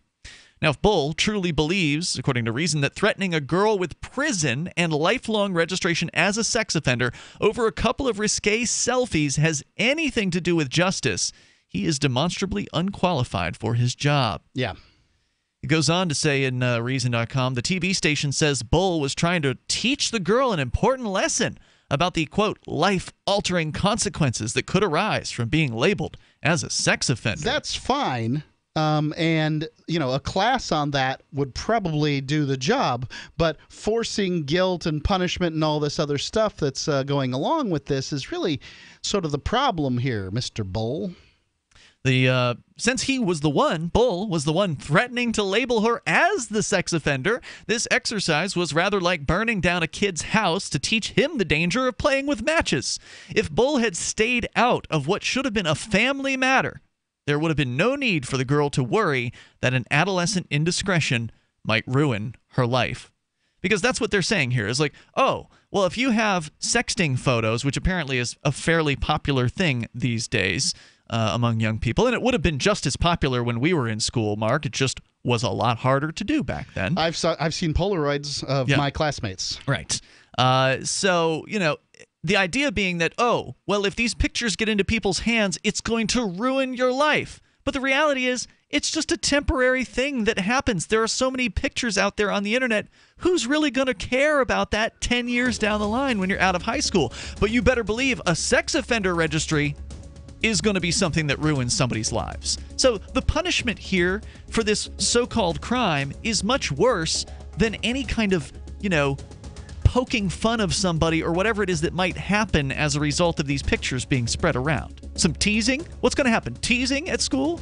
Worst case. 855, 450, free like freedom. This is Free Talk Live. More coming up. Fully cooked, ready-to-eat bacon. I'm talking thick, meaty, center-cut presidential bacon. Savory and delicious. I buy some, I use some, I store some. Awesome. No refrigeration needed with a 10-year shelf life. NASA pack technology. Bacon. Fully cooked, fully hydrated, ready to eat right from the packed bacon. Or warm and served. Life-saving, ready-to-eat bacon. 10-year shelf life bacon. Ships free at fullycookedbacon.com. Fullycookedbacon.com. If there's a toxic chemical, biological, gas, smoke emergency while traveling at home or on your job, are you protected? Are you prepared? There are over 400,000 fires in the USA every year. Up to 85% of all deaths in a fire are due to smoke inhalation. 3 minutes without air and we as humans will die. Be prepared and escape safely with our Safe Escape Smoke Hoods, giving you up to 60 minutes of breathable air protection. Order yours online at ase-safety.com. That's ase-safety.com. And get up to 40% off plus free shipping. On Free Talk Live, we're bringing people to the ideas of liberty every day. From wrestling superstars like Glenn Jacobs. You guys really are having an impact, I believe. Like I said, a lot of where I am now is due to listening to Free Talk Live. You changed my mind on some very important issues years ago. To random people tuning in on the radio.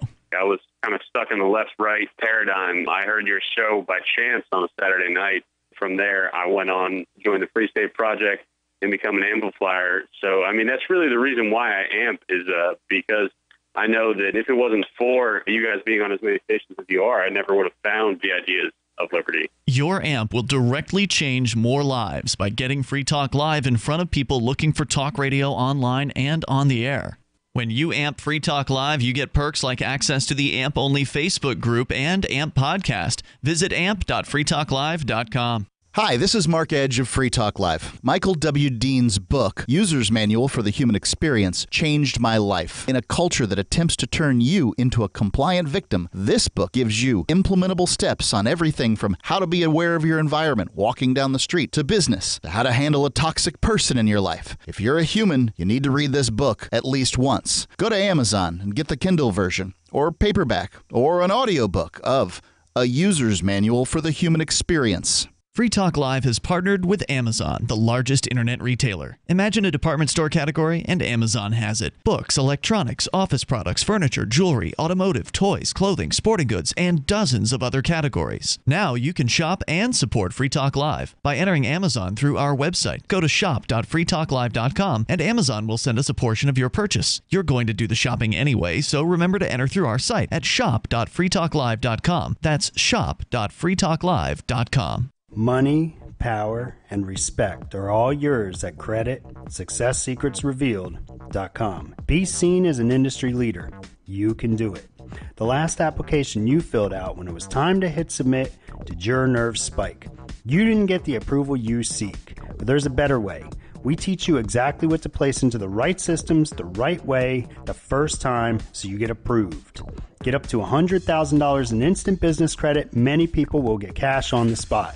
Use those two tools in your new corporate credit engine so you can walk into the bank and get your project funded today. It's all about today at creditsuccesssecretsrevealed.com. Credit Success Secrets Revealed is explosive and ignites instant results. Dial 1-800-707-8719. That's 1-800-707-8719. 1-800-707-8719. Or just go to creditsuccesssecretsrevealed.com. While our satellite channel is free to listen to, it's not free for us. You can help us cover our satellite costs with the chip-in on the right side of the page at lrn.fm.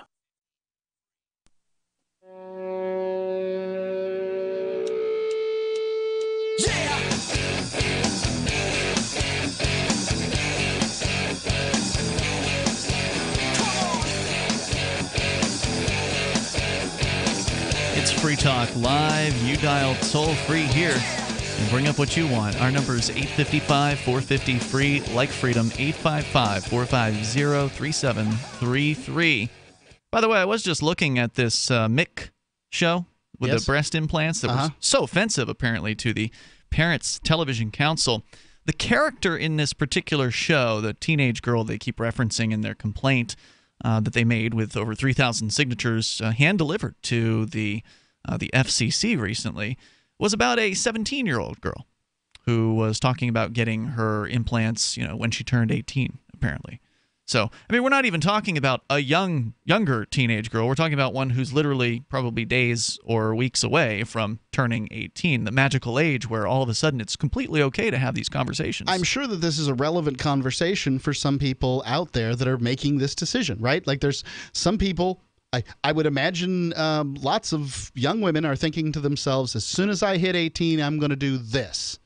And look, it's not a decision I would want my daughter to make, but that's kind of what television does, is it addresses sensitive subjects and allows us to sort of think them through. And have conversations about them, individually. Why it's right what they're doing on screen, why it's wrong what they're doing on screen. Every medical procedure has risk, and this one does too. Let's not forget that people die from plastic surgery.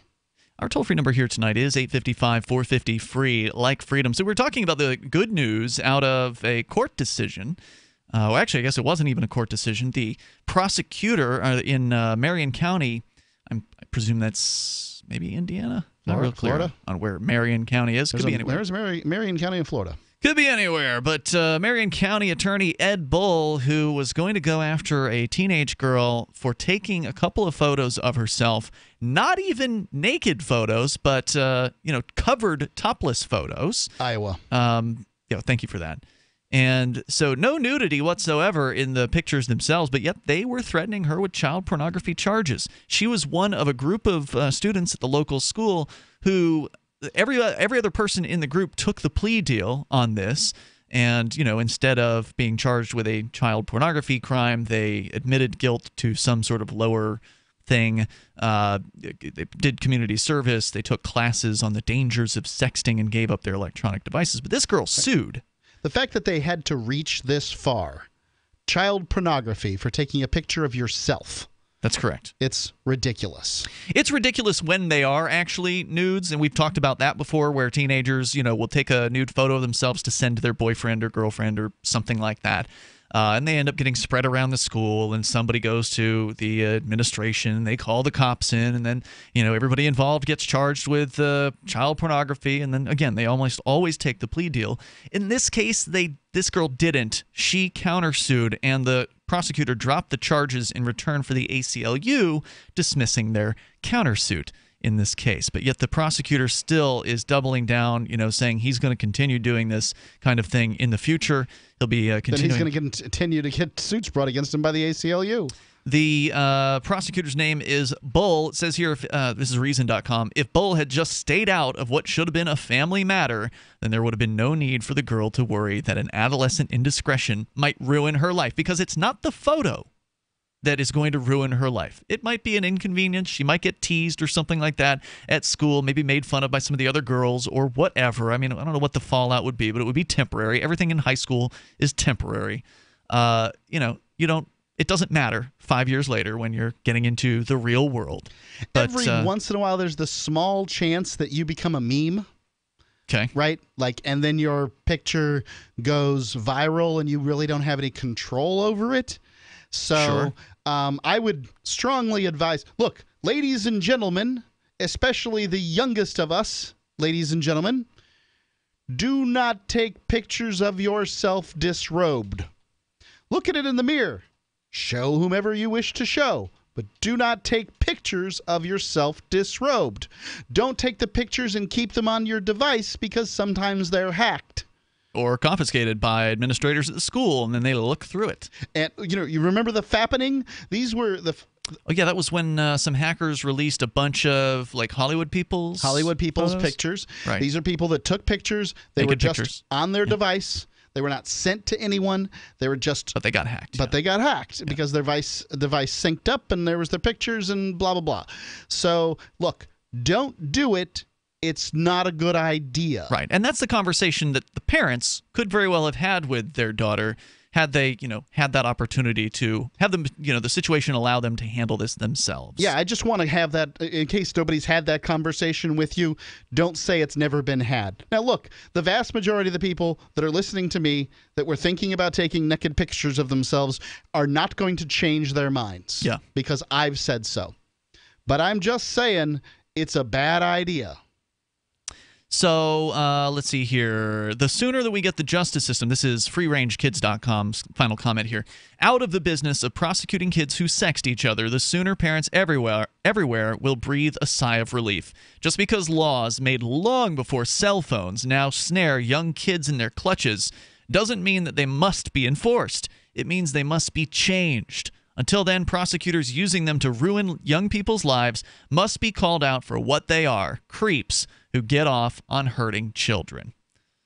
Sounds about right. Yeah, great point here. And she's right. These laws were created to go after real child pornographers, people actually forcing children, to do sexual things against their will and photographing or videoing them and, sharing them or selling them online.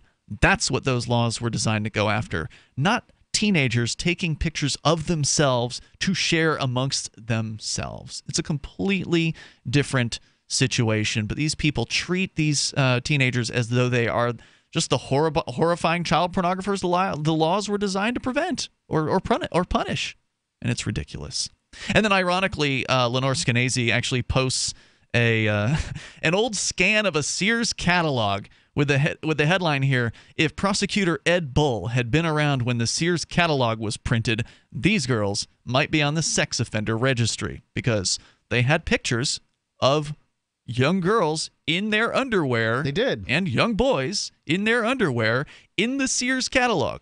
I mean, how are you going to sell undergarments to parents of young people if you didn't put them in the Sears catalog? I mean, this is how so many people got their stuff. Now, over time, it's lost its relevance to American life. Catalogs have, you mean? Well, Sears catalog specifically. Yeah. I mean, you used to be able to buy a house out of the Sears catalog, okay? Yeah, didn't they used to sell guns? Yeah, they sold guns. They sold everything there.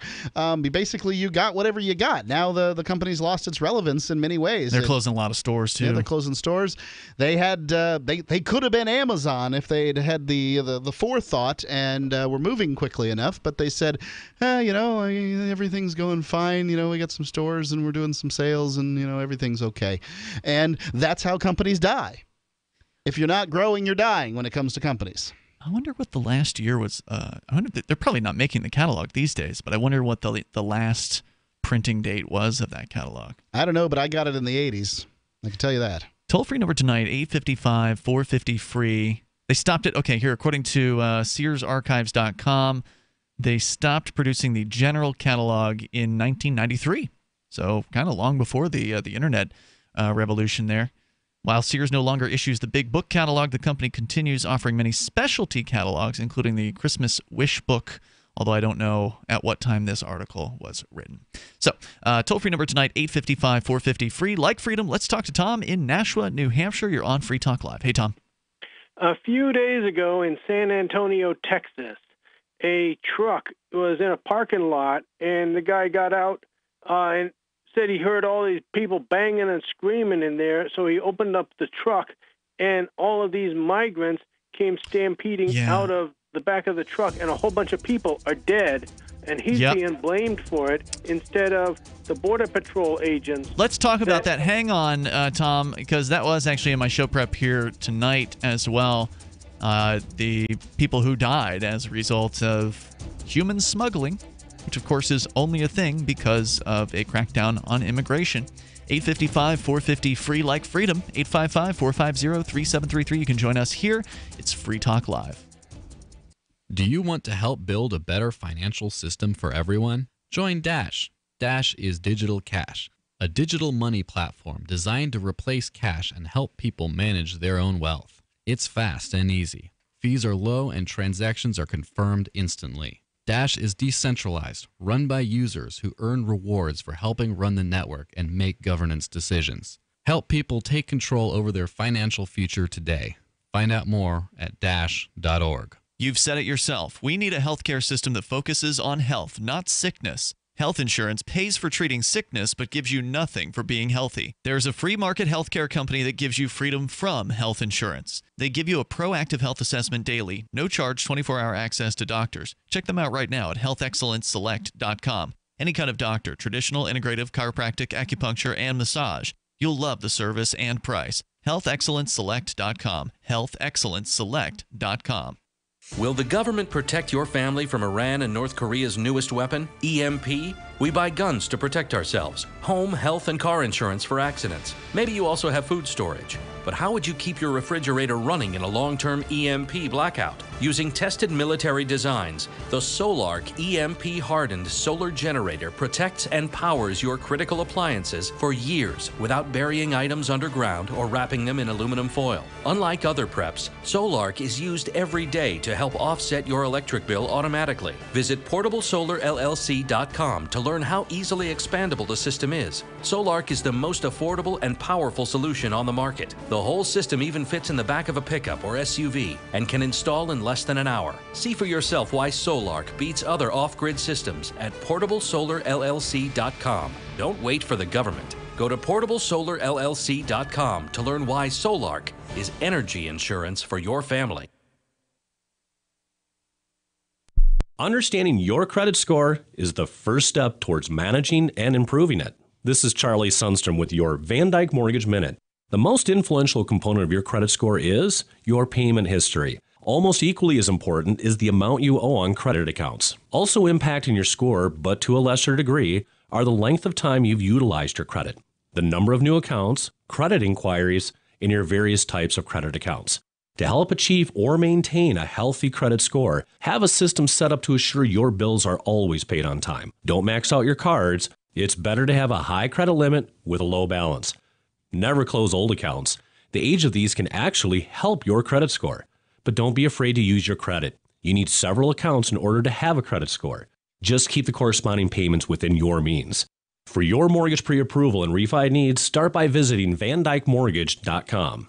Corporate NMLS 3035. Van Dyke Mortgage is an equal housing lender. Charlie Sundstrom, NMLS 134251. The three most important things you can do for Free Talk Live are: 1, share one episode a week on Facebook or in some other social networking site. 2, buy the things you buy online through shop.freetalklive.com. 3, give $5 a month to the AMP program. It's my firm belief that Free Talk Live's AMP program is the best use of your charitable dollar among liberty-oriented organizations. Support all the organizations you love, but make sure you give $5 a month to AMP at amp.freetalklive.com. Did you know that Free Aid is a mutual aid, educational, and networking organization? At Free Aid, we support volunteers who provide first aid. We do outreach to the public about health and safety, and we bring together medically skilled freedom lovers. Free Aid is made possible by your generous support. Donors can receive great gifts like first aid kits, t-shirts, silver dime cards, and hoodies. The Free Aid Silver Dime Card Project is sponsored in part by Roberts & Roberts Brokerage, Freedom's Phoenix, and Don't Tread on Meme. Visit fr33aid.com.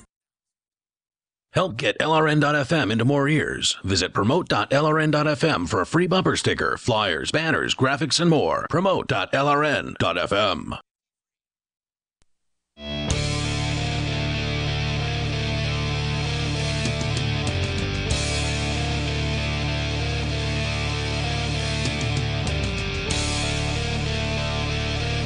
It's Free Talk Live, and we invite you to join us here. The toll-free number is 855-450-FREE, like freedom, 855-450-3733. The crackdown on immigrants resulting in dead people near the border. Truck full of people found, and some people had passed on. We'll tell you more about that. That's what actually Tom was calling in about here. Tom in New Hampshire, you're back with Ian and Mark. So can you kind of set the scene for listeners maybe who haven't followed the story? What happened? Oh, there was dozens of people in the back of a tractor trailer, and the driver stopped for whatever reason.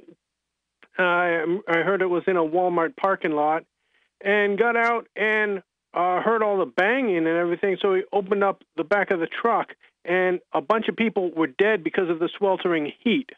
You see, because Border Patrol, goons, and U.S. Customs and Border Protection goons won't let these people pass through the normal way on an air-conditioned bus, the way you or I would go, let's say, from Keene, New Hampshire to, I don't know, maybe Springfield, Massachusetts on a bus. That's not how they can do. They're not able to do that because they have the federal government hires these gun-toting goons in bulletproof vests to intimidate bus companies into not transporting these people, and also to basically, if you take a tour of the Holocaust Museum in Washington, D.C., you'll see what happened to millions of people in Europe because of Border Patrol goons and immigration goons preventing people from exercising their unalienable right to liberty in the form of traveling to the country where they would have been a lot safer. It's true. And I want to point out that back in November, there was that case in Nassau County, Florida. You're still on the line? Yeah, we're right here. Apologize about that. Okay. There was a news report that blasted in. Okay, these Border Patrol goon and 2 Nassau County deputies were hassling and interrogating and detaining some people. One of them running away on foot made it to the median on a busy highway, and one of the deputies got struck by an SUV and was killed at the scene. And, you ask why I celebrate when law enforcement goons get taken out. It totally serves them right. You got to realize. And well, not all of them are the same, and folks like you who treat them as though they're all exactly the same and that they all have deserve the same kind of punishment, which in your mind is death for their actions. I strongly disagree with that. But I am glad you called about the issue of the truck. Thank you for the call, Tom. I appreciate hearing from you. I think it's sad the deputy got hit in the middle of the road, but the deputy went out in the middle of the road, and that's one of the things that happens. It's not that it's risk not involved. That person who the illegal alien that ran in order to have a better life for themselves and make some money so they can take care of their family. That's what we all try to do every day, and to go after somebody for that reason, even if it's your job, look. Even if it's your job, that doesn't make it okay. It wasn't a defense to the Nuremberg trial, and it's not a defense now. Mm-hmm. Hitmen's job is to shoot people center of mass. That doesn't make their job okay. That's right. I'm not comparing police officers to hitmen, but if you say they're just doing their job, you are making a fallacious argument. Well, and it also doesn't deserve death. Even though the police in a lot of cases are doing things that we disagree with, even though some of them have gotten away with murder, killing the cops is not a solution. No. It's not something that's going to be persuasive to your neighbors. It's certainly not going to persuade the police, and people like Tom don't care about that. They're not interested in persuasion. They're interested in violence as a solution to their problem. But the thing is, you plant those seeds of violence, and that's what you're going to reap later on. Always happens. Yeah, you're not going to get to a peaceful society by shooting your way out. It's just not going to happen. Now, the story here from San Antonio, the update from CNN on the truck with the 9 people who perished in the back, crowding inside of the boiling tractor trailer, they took turns taking breaths from a hole in the semi. Some fainted, others banged on the wall to get the driver's attention, but he kept going.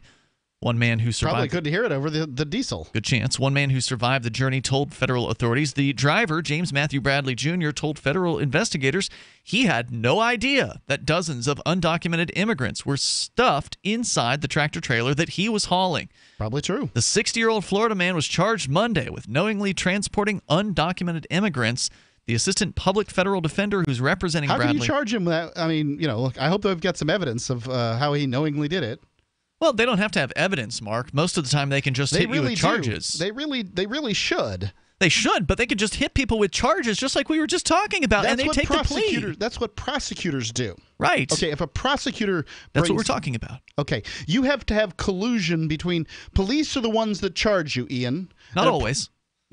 Not always, but a prosecutor then accepts the charge or not. Mm-hmm. And they either get indicted by... And then the judge takes a look at that charge at the arraignment and then decides whether or not that's acceptable. I can tell you as a person who had it happen that this is not the way it's supposed to... they'll back off a charge at time and now and then.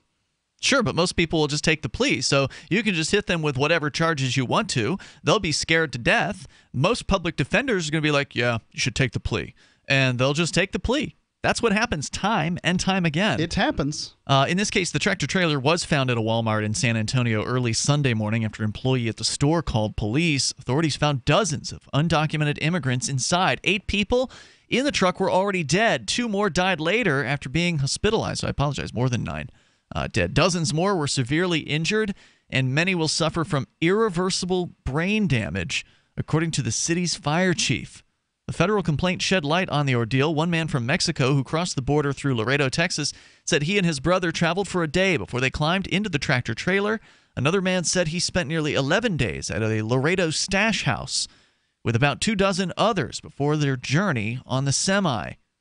Federal authorities are classifying the incident as a human smuggling case. Jack Staten, acting assistant director for the Intelligence Homeland Security Investigations at ICE, told reporters Monday, quote, "This most recent example is an example of human smuggling where individuals were brought into the United States in violation of immigration law." I hate this human smuggling term when it's used this way. Why? So they use... it's accurate, isn't it? Human trafficking is this sort of catch-all term that they use for both prostitution and illegal immigration. Oh, I see what you're saying. So they're calling this human smuggling, but then they're going to, once they trot out the numbers for human trafficking, they'll conflate them together. They'll take these numbers. They'll say, these working age Central American people are in some way or another the same as 14-year-old girls being pressed into sex slavery. Like, that's how they do this. You're right. They probably will do that. So, I mean, we should have real terms for real things. But it is human smuggling. I mean, that's not a you're smuggling humans. Yeah, and it it's only not happens against their will. It only happens because they're prohibited. You're right. You're right. Most of these people want to come to the United States.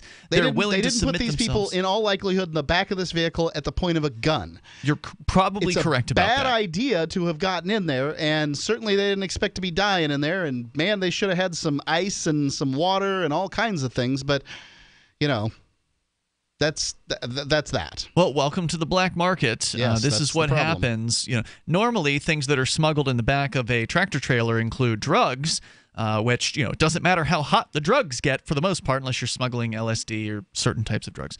But generally, you're not going to smuggle LSD in the back of a tractor trailer. That's going to be reserved for back of a pocket for pounds of cocaine or marijuana, which again are not in any way subject to extreme heat. But now we're talking about human beings who will absolutely perish if they don't have enough water, and it's just so tragic. I mean, this is such a needless loss of life. People coming here to just try to make a better life for themselves.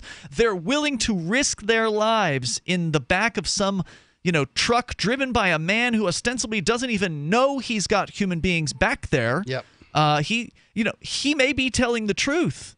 Somebody may have given him however many thousands of dollars and said, "Look, dude, you don't need to go back there and look and see what's in there, okay? We'll give you an extra $1,000 or whatever, $5,000 or whatever the amount was." I don't know what it costs to smuggle. I don't know nothing about nothing. A truckload of human beings across the border, but some amount of money is going to motivate a man who's a professional driver to do a job where he doesn't ask about the cargo.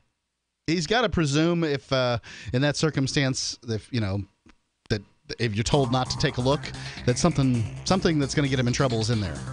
We'll tell you a little bit more. He says he was surprised to find out that there were people back It's probably not a truckload of Coors, if you know what I mean.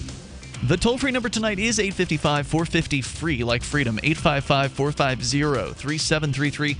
As always, we invite you to take control of the airwaves here. Hour number 3 is on the way. You can bring up what you want. This is Free Talk Live.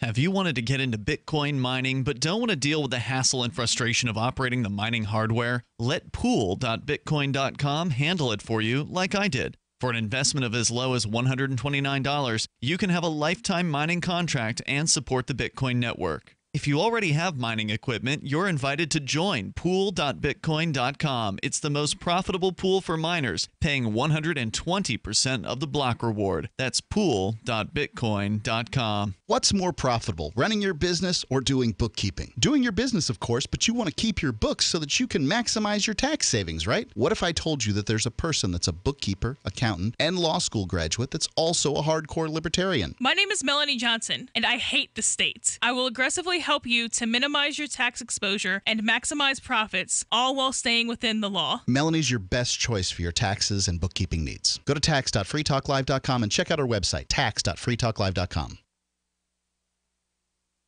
Radio is the most personal of mediums. I exist right now in your head. If you listen to Free Talk Live regularly, you know me. Free Talk Live is on more than 160 radio stations around the U.S. and has been downloaded on every continent around the world. Hundreds of thousands of listeners with ad packages from $600 a month to $6,000 a month. Imagine what we can do for your business, project, website, or idea. Email me, mark@freetalklive.com. Did you know you can watch Free Talk Live during our live show 7 days a week from 7 to 10 p.m. Eastern via our studio cams at cam.freetalklive.com? Plus, you can chat with other listeners while you watch, all totally free. Now that our live video stream is hosted by YouTube, our video archives will be online even faster, so be sure to subscribe to our YouTube channel. Listen, watch, and chat all free at cam.freetalklive.com. That's cam.freetalklive.com. You're listening to the live edition of Free Talk Live. Hour number 3 is next after the news here on the Liberty Radio Network at LRN.FM. From Keene in the Shire, the Liberty Media capital of the world, this is Daryl W. Perry, host of FPP Radio News for Wednesday, July 26th, 2017. Silver is trading at $16.44 per ounce. Gold is valued at $1,248 per ounce. Bitcoin is trading at 3.8 cents, and the average price of Bitcoin is $2,554. Antiwar.com reports in a 419-3 vote, the U.S. House of Representatives has approved the Russia sanctions bill, which has also seen sanctions against both Iran and North Korea tacked on in an effort to ensure near unanimity over sanctioning at least somebody among them. The bill's primary focus is to limit the ability of President Trump to ease sanctions against Russia, requiring him first to get congressional approval for such a move. The three opponents were Representatives Justin Amash, Thomas Massey, and John Duncan Jr. Though the White House had initially objected to the bill as limiting presidential powers, they've since indicated that President Trump will sign the bill. That's only going to happen, however, if the bill gets through the Senate, and there's no guarantee that will happen. That's because despite all the wrangling in the House, Senate officials still say their version has stumbling blocks, and there's no timetable for any sort of vote on a Senate version of the bill yet, with the possibility of getting one comparable to the House still uncertain. Congressional hawks praised the bill for its various sanctions against favored targets. The European Union, however, has warned if the U.S. House sanctions end up targeting German companies that do business with Russia, mostly energy importers, they should expect EU retaliation in the form of sanctions against the United States. For nearly 40 years, Roberts & Roberts Brokerage has been a trusted source for buying and selling precious metals like gold and silver. They also take Bitcoin for precious metal purchases and have permanently removed the minimum purchase amount for all orders paid in the digital currency. Call Roberts & Roberts today for knowledgeable advice on buying and selling precious metals and a forward-thinking approach to new technologies. 800-874-9760 or visit online at rrbi.co. UPI reports a Secret Service officer was injured when he accidentally discharged a weapon Tuesday in Washington, D.C. A spokesman for the Secret Service said the service requested an ambulance after an officer assigned to the service's Washington field office was involved in an accidental discharge of a weapon while on duty. The officer was transported to a hospital with non-life-threatening injuries. The local Fox affiliate in D.C. reported that the officer sustained a thigh injury. No one under Secret Service protection was nearby at the time of the incident. The Secret Service's Office of Professional Responsibility is reviewing the shooting. Cell 411 is a free app for Android and iOS that replaces government-controlled 911. Cell 411 allows you to preset a group of friends or private organization to show up in an emergency. Cell 411 is a nightmare to the state because it proves their so-called services aren't needed. Cell 411, because your friends won't shoot you when you're in trouble. Without the government, who would build the emergency services? You and Cell 411. Get it today at getcell411.com. Reuters reports some of the immigrants who survived a deadly human smuggling journey into Texas are seeking visas to stay in the United States in exchange for testimony against those responsible for the operation that killed 10 people on a sweltering truck, according to a lawyer. There is precedent for such visas, and it could help U.S. authorities bring more people to justice, according to some experts. So far, only one person has been charged, the driver of the truck, who said he was unaware of the human cargo aboard until he took a rest stop in San Antonio. He could face the death penalty if convicted. The case could also provide a test for the administration of President Donald Trump, which has promised to crack down on undocumented immigration and the criminal syndicates responsible for human trafficking. Sylvia Mentz, an attorney representing the Guatemalan consulate in Houston, said she had contact with the U.S. Department of Homeland Security to see if they would consider granting U visas available to victims of crime such as human trafficking who have pertinent information to provide law enforcement. At least 100 undocumented immigrants, mainly from Mexico and Guatemala, were crammed into the back of the truck after crossing the U.S. border. Mentz said in a telephone interview, "If we're able to establish the case, we will go ahead and seek the visas." Shane Folden, special agent in charge of Homeland Security investigations in San Antonio, said most of the people found alive at the scene are still in local hospitals. He said it was too early to talk about possible visas. He said in a telephone interview, "There are a number of paths towards immigration relief for a situation such as this. We are not at that point yet." Of the 39 people found at the scene, 10 have died, 22 were in hospitals, and 7 have been released and were being questioned. Most of those aboard the truck fled before authorities arrived to capture them. This has been FPP Radio News, online at fppradio.com. After years of weekly meetings with his psychologist, local man Chris Vaughn told reporters today he was excited to only have 2 sessions left before completely resolving all of his emotional issues and never having the need to return to another therapy session again. When I started therapy, I knew if I could make it through exactly 120 50-minute sessions with Dr. Warner, then all of my issues with depression and crippling anxiety would be gone. Next week we're covering my parents. The week after that we're wrapping up my trust issues, and then I should be good to go. According to Vaughn, it took 40 sessions alone to fully resolve his feelings of inadequacy and low self-esteem resulting from an unhappy childhood. Vaughn's therapist, Dr. Susan Warner, told Onion reporters that she's pleased with her patient's progress and relieved that his long-time emotional and cognitive issues are nearly solved for good. I told him that getting healthy would take at least 100 hours of therapy, and now he'll never have to see me again. Thank God for that. That guy was a real piece of work. This is the Onion News Network.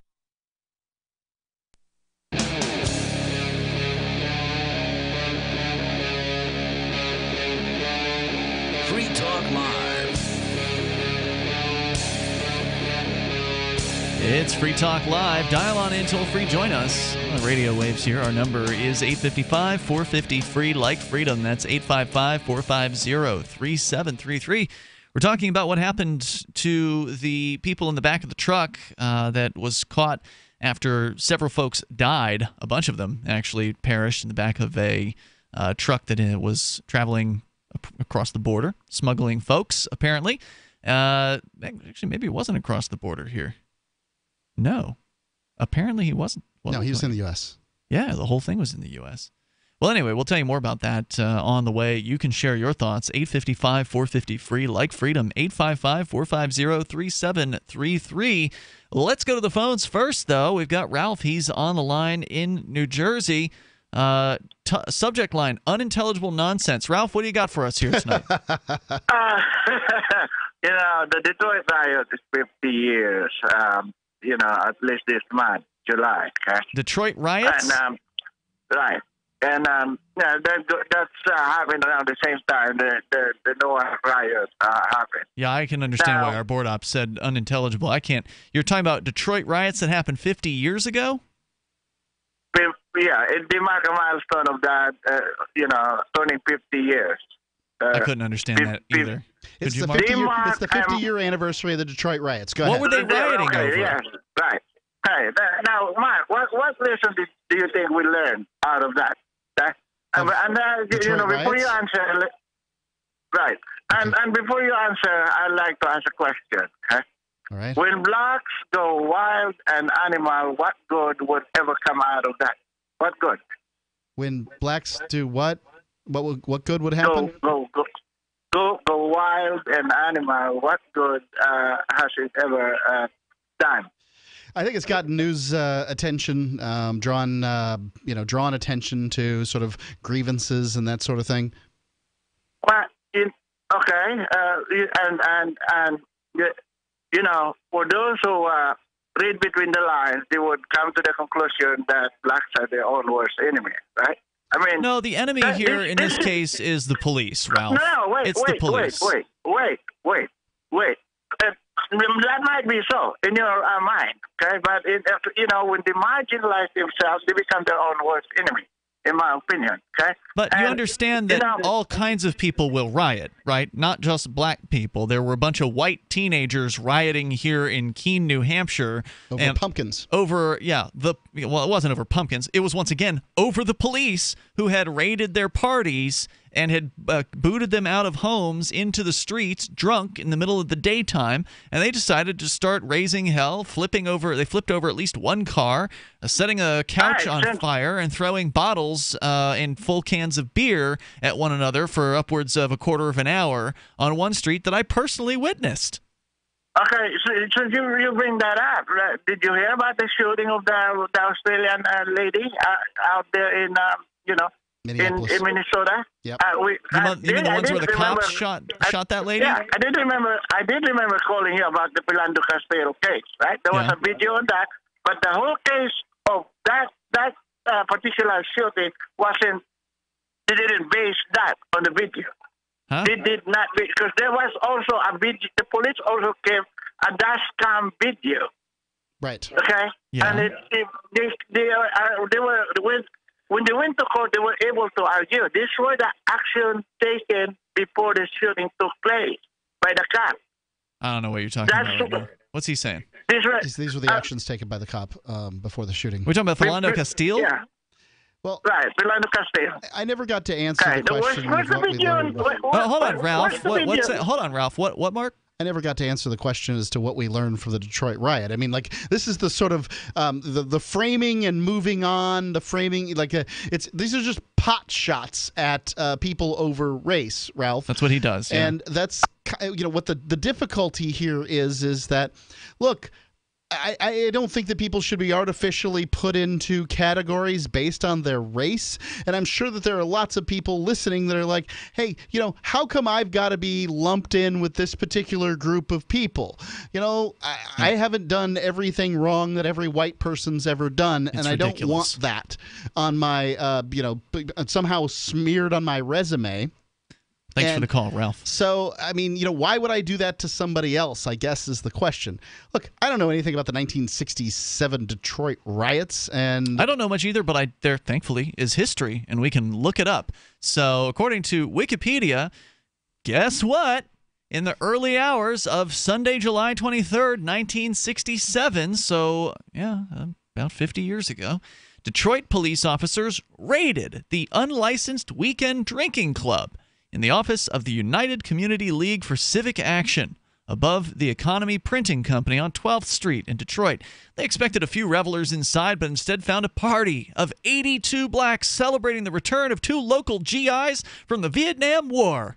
Nice. How dare those people go out there and celebrate people coming back from war without asking the government for permission first and have the appropriate paperwork in order and all of the, licensing fees paid? All the police were doing, Ian, was doing their job. They were serving paperwork like they were supposed to. They felt threatened and blah, blah, blah, blah, blah. The police decided to arrest everyone present. While they were arranging for transportation, a sizable crowd of onlookers gathered on the street.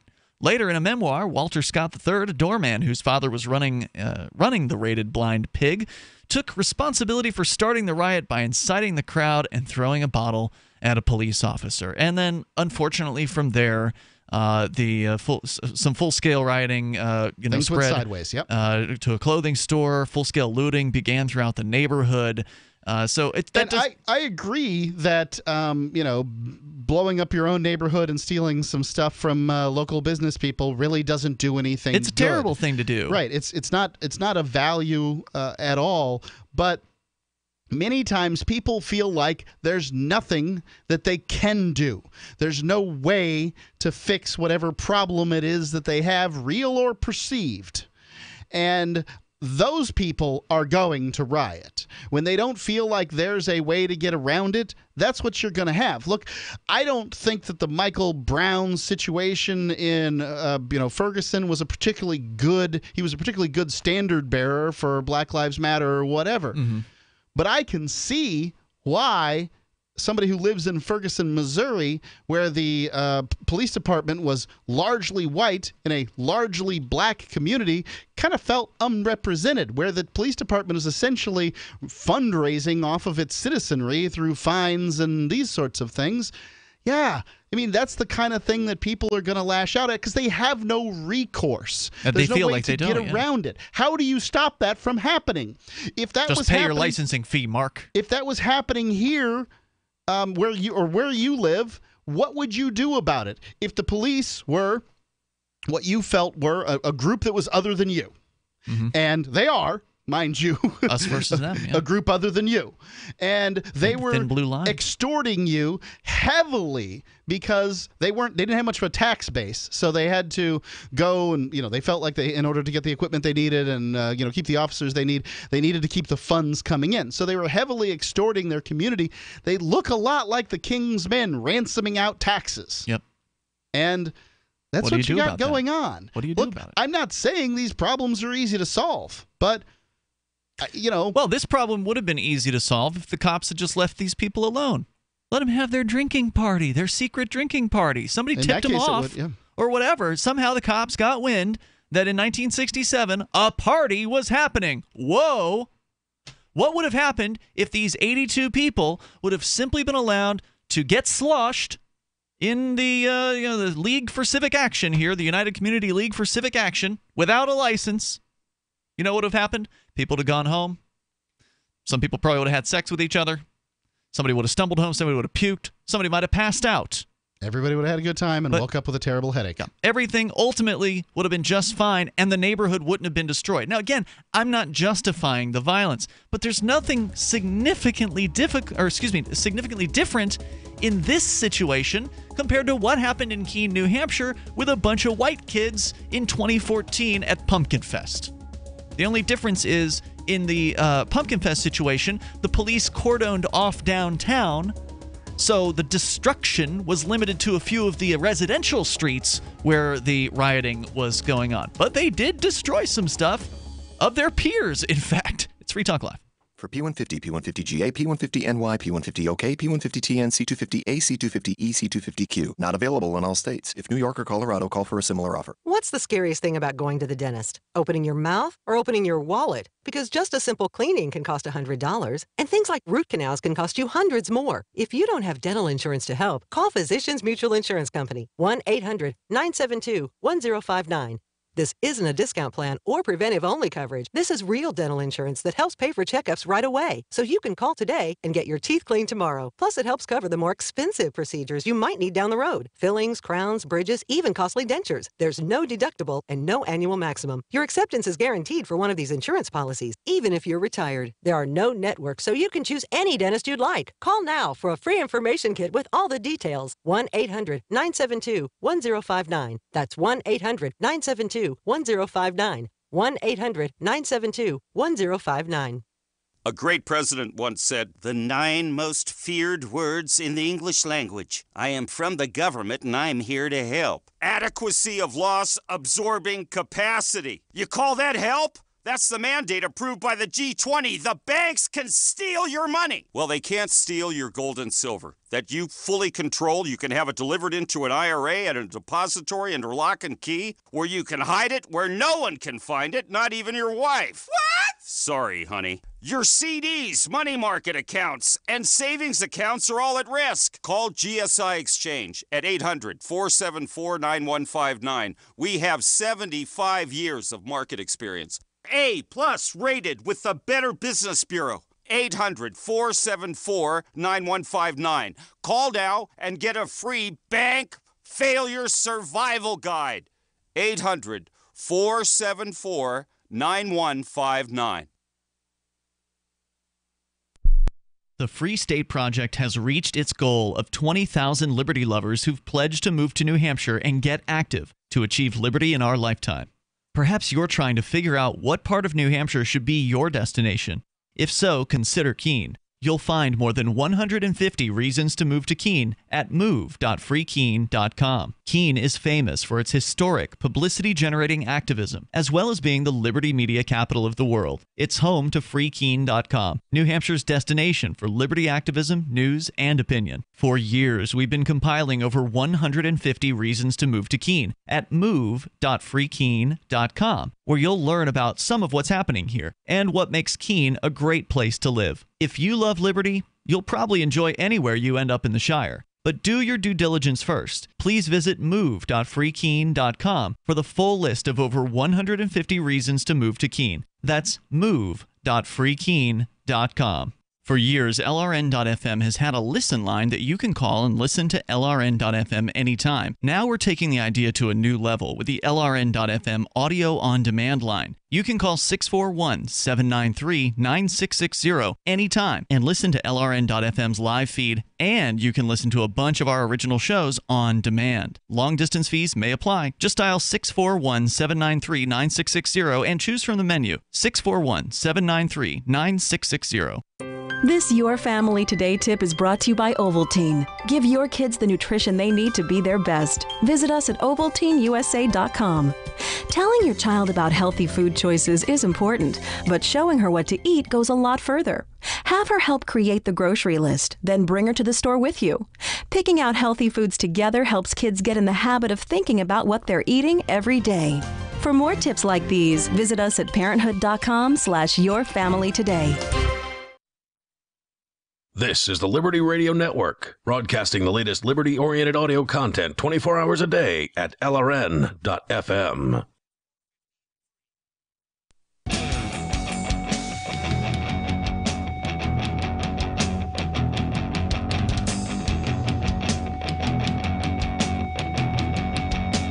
It's Free Talk Live. You can dial in toll-free here. Apparently, Trump has tweeted that transgendered people will no longer be allowed in the U.S. military. Mark's got that story coming up here. Ian and Mark in the studio here with you tonight. You can join us online over at freetalklive.com.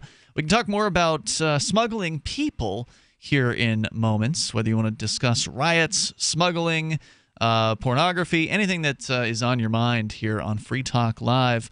As I do want to let you know about hope.freetalklive.com. It's an ongoing fundraiser to help out some orphanages to help them by building an orphanage. To build an orphanage in Uganda for about 45 orphans.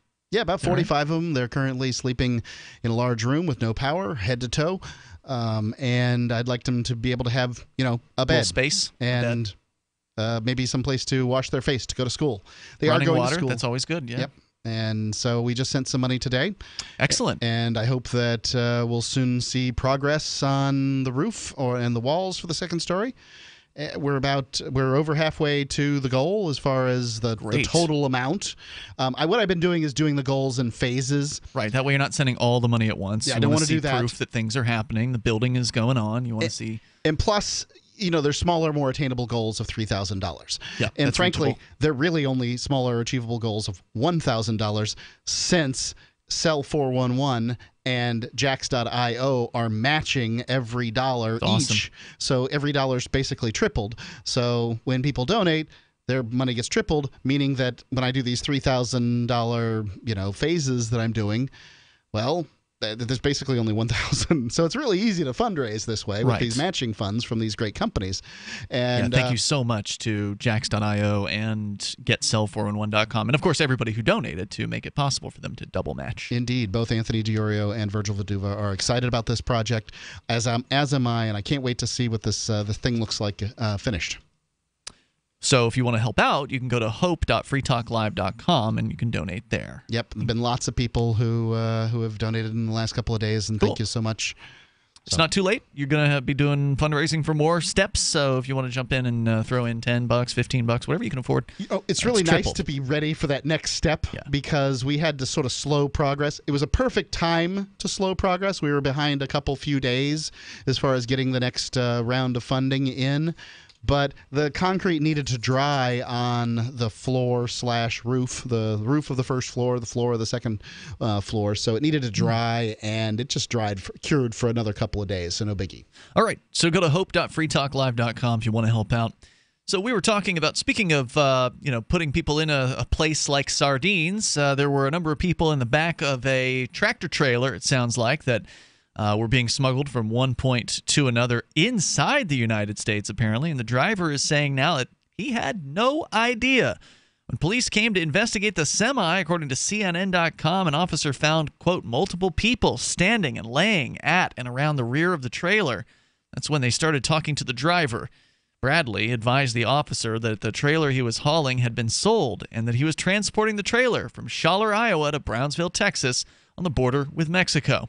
The federal criminal complaint says that Bradley said he was delivering the truck to its new owner in Brownsville at his boss's request, but he wasn't given a time frame or delivery address, according to the complaint. Bradley later told authorities he was traveling to San Antonio from Laredo after getting the tractor trailer washed and detailed, the complaint said. After the wash at the Laredo truck stop, Bradley said he drove to the old truck stop, which was about 10 miles away, to have the tractor trailer detailed and polished. Pat Sullivan, a spokesman for Blue Beacon Truck Wash, said the tractor trailer was washed at their facility and that drivers typically pull up, pay inside the facility, and then workers wash the truck, which takes about 20 minutes. Sullivan said the employees who washed the truck didn't report hearing any noises from inside the trailer or notice anything strange about the truck, which is unusual because they were supposedly at some point banging on the side of the truck. Right. Well, I mean, apparently everybody wasn't dying then. It would have been really weird to breathe out of this little breathing hole while the whole truck's getting misted over with soapy water. Bradley said he was unaware of the contents or the cargo, says the complaint. That's apparently, I tend to believe him. He had parked the tractor trailer at the Walmart, then went outside to urinate. That's when he heard movements in the trailer. He said he went to open the doors and was surprised when he was run over by, quote, Spanish people and knocked to the ground, unquote. They're not Spanish. The complaint states. Bradley said he then noticed bodies just lying on the floor like meat. He said he knew at least one of them was already dead. And Bradley said he knew the trailer refrigeration system wasn't working and that the 4 vent holes were probably clogged up. But the driver didn't call 911, said the police. Instead, he went back to the trailer or the tractor and then called his wife. He was in handcuffs as he limped into federal court Monday, surrounded by U.S. Marshals. Calling your wife may be the first thing you do, you know. The idea that this lawbreaker didn't call our emergency number right away. He called a loved one first. I mean, like the indignation here. I have yet to hear anything that sounds terribly like an indictment against this guy. Right. Homeland Security. Is it possible that somebody could end up driving a truck from one location to another and not know what's in the back of it, especially if they thought it was empty? I would say the answer to that is yes. In a country where we are presumed innocent, I would like to know the evidence that these people have, because this article doesn't seem to point any of it out. No, it sure doesn't. One of the immigrants apparently interviewed said he had left the central Mexican city of Aguascalientes, which means hot water. That's what it means. And waited. Thanks for the translation. With about 28 other people in Nuevo Laredo to be smuggled across the river into the United States, bound for San Antonio. He told investigators he paid about 12,500 pesos, $707 US worth, for protection and a raft ride across a deep portion of the Rio Grande. After crossing at night, they walked until the next day, said the court document. At 9 a.m. the next day, his group was picked up in a silver Chevrolet Silverado truck and taken to the trailer, which already had about 70 people inside. Jeez. He was told to get inside and that he would be transported later that evening. So I apologize. I didn't know from what point to what point these folks were riding. Apparently different points. The smugglers closed the door, and the interior of the trailer was pitch black, and it was already hot inside. With no food or water, the migrants tried to make noise and get the driver's attention, but nobody ever came. 12 hours later, they were moved to another trailer, said the man. Some people had trouble breathing and passed out. When the trailer eventually braked hard and stopped, some people fell over because they were so weak, said the man, and after the door opened, 6 black SUVs were waiting to pick up the people, but those SUVs quickly filled up and took off. The man said once he had arrived in San Antonio, he was supposed to pay his smugglers $5,500, but instead he was taken to a hospital, severely injured from the journey. Richard Durbin Jr., the U.S. Attorney for the West District of Texas, said these people were helpless in the hands of their transporters. Wait a minute. Am I supposed to hate these people for trying to take my jobs and messing with my country, or am I supposed to feel bad for them for being packed in a truck like sardines because of the laws that are put in place by the government that is making me feel bad? I don't understand. The cops are creating this problem and enforcing the law on both sides of this issue. They're enforcing against people who are here without government permission. They're enforcing against the people who are smuggling them here because, well, you forced them to go underground by making it illegal for them to be here on the up and up. Because if it were just legal to come here and go from here without asking government permission first, you'd never hear stories like this. This is a result of prohibition. It's Free Talk Live. Tyler, time to go for our family walk. Just let me nap a little longer. You promised we'd get more active. I know. How come you're so ready to go? It's Superberry's Aronia berries. Aronia what? Aronia berries from superberries.com. They're known for having one of the highest levels of antioxidants that helps with overall wellness. Where'd you get them? I ordered them from superberries.com/radio, and right now we can get a free smoothie recipe book with our order. Plus, we can save $4 at checkout. I can't wait to try them. I'll get the dog. I'll get the kids. Choose health. Eat purple. Superberries.com. Hunters, anglers, campers, and survivalists. Get back to nature. Expand your horizons with the highest quality, most versatile, unique slingshots and sling bows on the market at slingbow.com. Slingbow products are compact and models start from just $17.98. They're perfect for your bug out bag or storing in your vehicle. Give yourself and your loved ones the excitement and tradition of slingbow. A new frontier in archery and truly modern twist on this primitive survival tool. Feel the thrill only at slingbow.com. This is Michael Dean from the Freedom Fiends. I've run websites since 1996 and have used over a dozen web hosts in that time. AgristHosting.com is the only one that hasn't broken my heart. Agrist Hosting's uptime and service is stellar, and their DDoS mitigation is the best I've seen. That's important because if you tell the truth in this world, you'll ruffle feathers. And some people will try dirty tricks to silence your voice. No matter what the haters hit us with, Agrist Hosting keeps our websites online. If you have a mission-critical commercial presence or a world-changing activism site, you cannot tolerate any skullduggery. So go with AgristHosting.com. Have a WordPress or blog site, but you're not satisfied with performance or uptime? Or just want raw hosting? Want to pay with Bitcoin? Agrist Hosting specializes in high-performance hosting with personalized service. Go to AgristHosting.com and click on the button that says Get Hosted. That's AgristHosting.com. What do you shop for that you could otherwise buy at Amazon? Pretty much everything, right? Amazon has competitive pricing and they deliver, and that's a big plus. If you could plan ahead in your shopping, would you be interested in saving up to 33%? There's a catch. You have to do your shopping in Bitcoin. But imagine those savings. It's like a huge raise. All you have to do is go to saveatpurse.com. We've saved thousands, and you can too. Plan ahead and save. SaveAtPurse.com. The 3 most important things you can do for Free Talk Live are: 1, share 1 episode a week on Facebook or in some other social networking site. 2, buy the things you buy online through shop.freetalklive.com. 3, give $5 a month to the AMP program. You likely buy all kinds of things online. Amazon is the largest online retailer. You can get what you need at the same prices with free Super Saver shipping by going to shop.freetalklive.com. Please do your online shopping at shop.freetalklive.com. Is spreading the message of liberty, cryptocurrency, and peace around the globe worth $2 per month to you? As you may already know, in addition to our internet feed, LRN.FM broadcasts on free-to-air satellite across North and Central America, as well as sub-Saharan Africa. And we've been available on satellite for free 24/7 since 2010. The LRN.FM free-to-air satellite signal is reaching some of the most oppressive regimes in the world, and there's no doubt our ideas are making an impact. You can learn more about the channel's impact by watching the 3-minute video at fund.lrn.fm. If you'd like to help free minds globally with our ideas of liberty, cryptocurrency, and peace, you can donate as little as $2 per month via fund.lrn.fm. You can help us continue and expand our satellite broadcast to multiple continents. Visit fund.lrn.fm today, and thank you for your help. Don't forget to share the link on social media. That's fund.lrn.fm. You can sign up to receive the latest about the Liberty Radio Network via our email updates at updates.lrn.fm. That's updates.lrn.fm.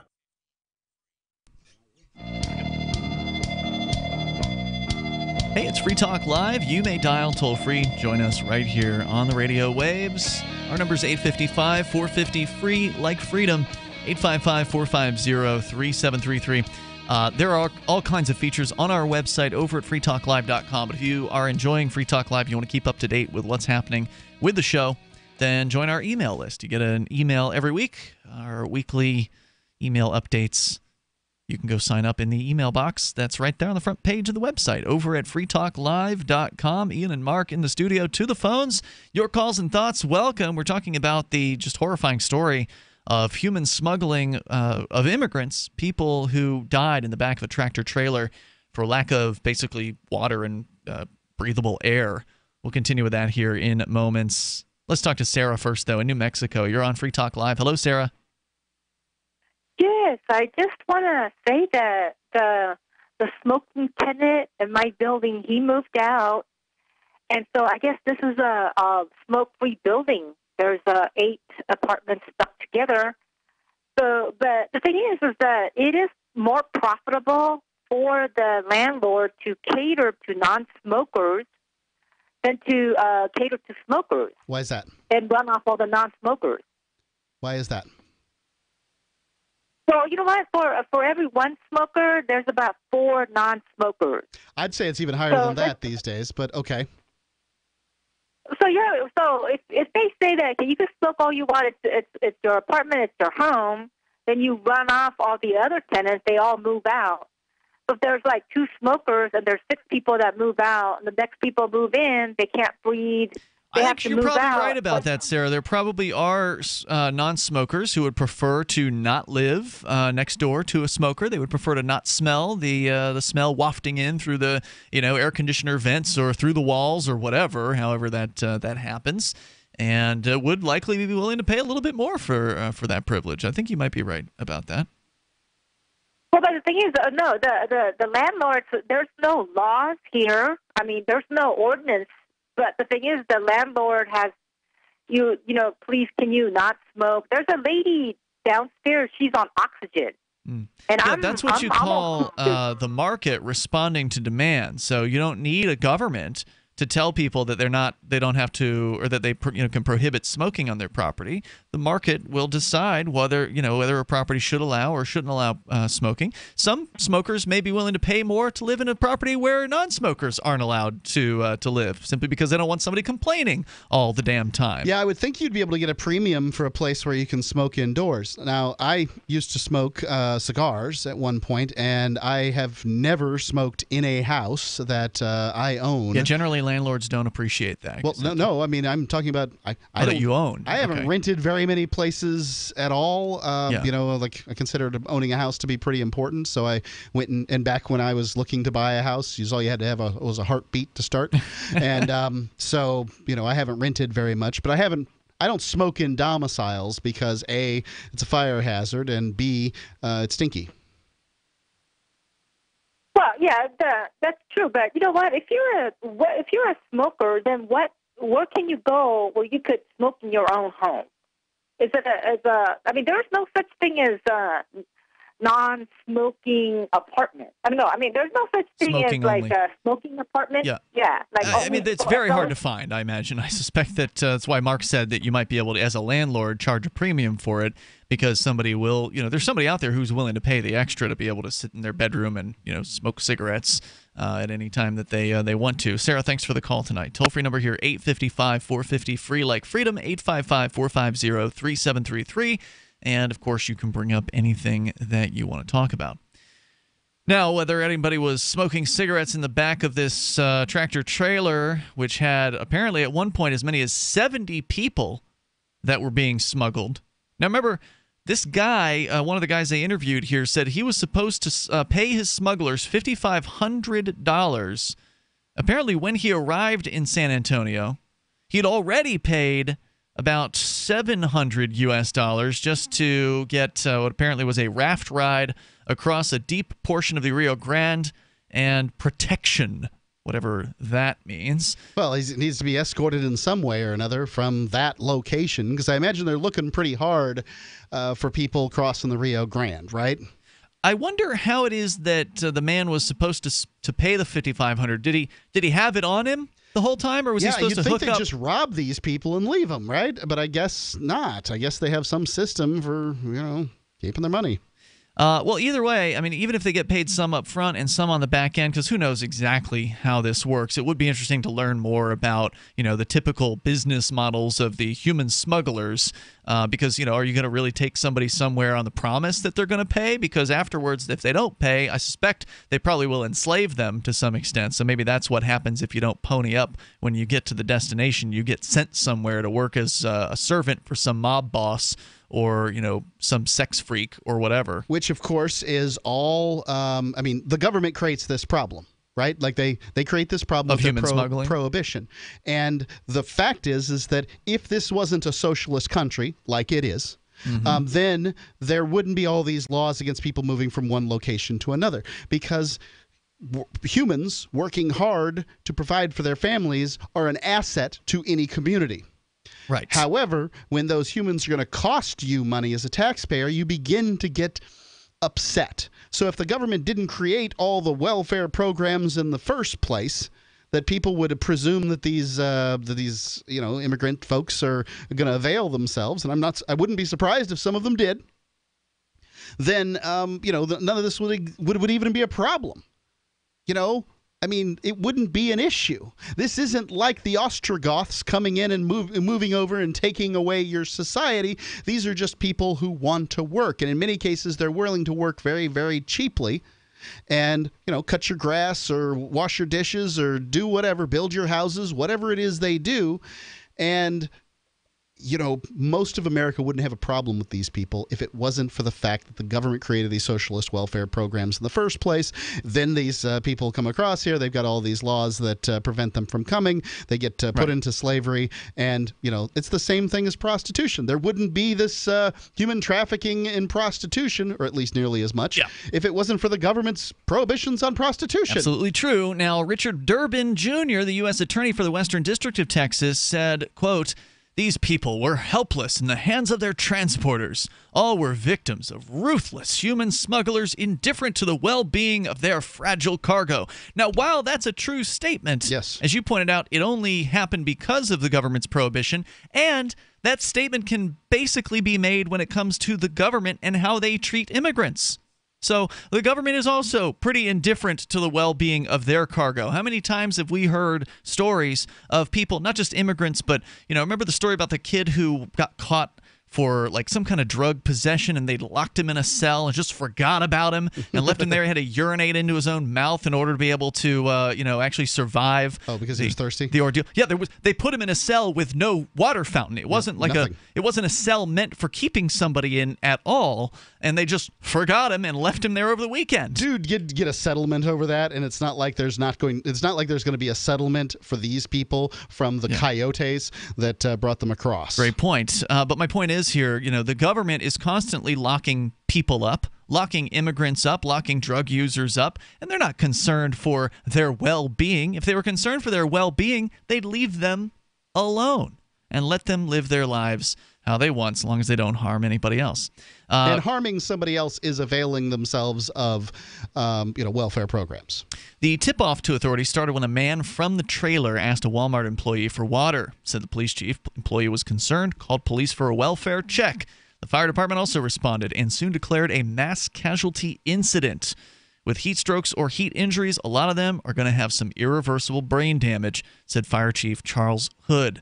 Heat stroke can cause swelling of the brain and other vital organs, possibly causing permanent damage if the person's body temperature isn't quickly lowered, according to the Mayo Clinic. Officials said the air conditioner in the trailer was not working, and the high temperature in San Antonio was 100 degrees Fahrenheit. That's outside. Yeah, this is the reason you don't leave your dogs locked in the car. Inside that trailer with 70 people in there, can you imagine how hot that is?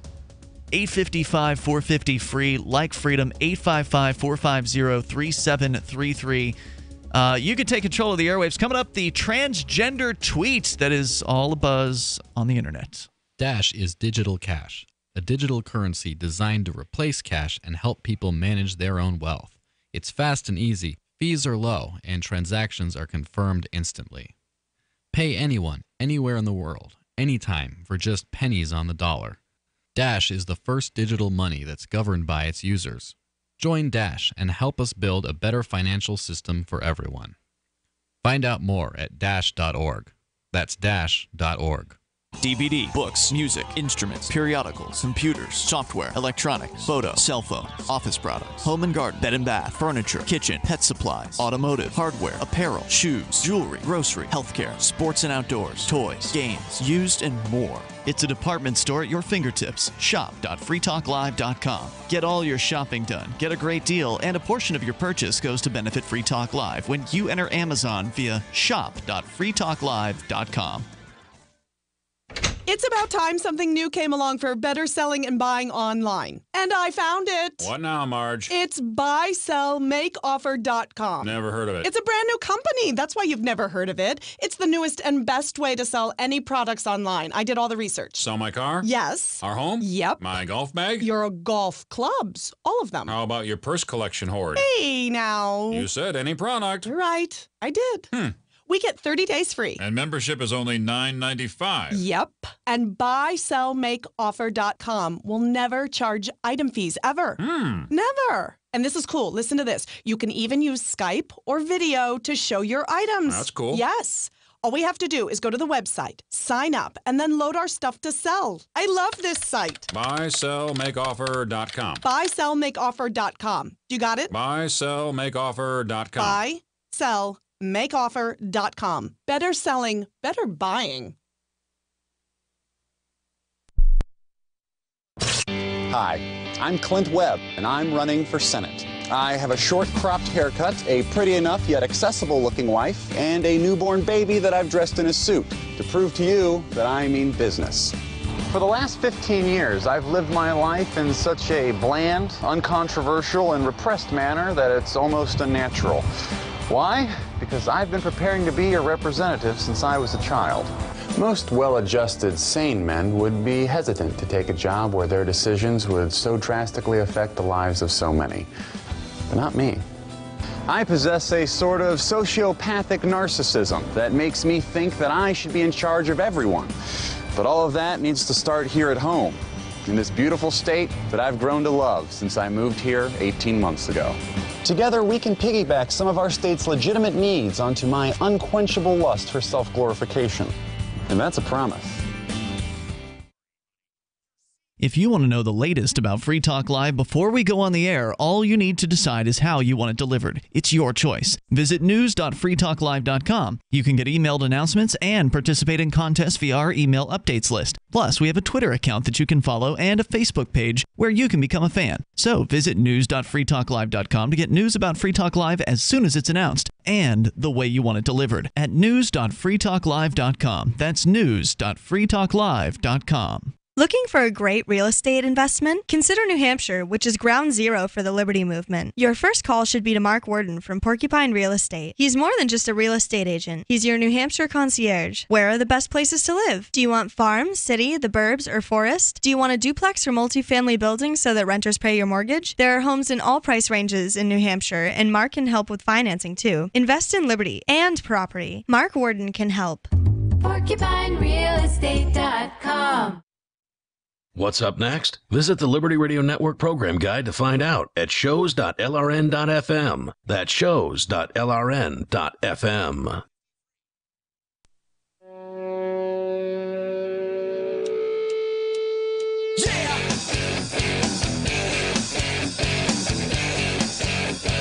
This is Free Talk Live.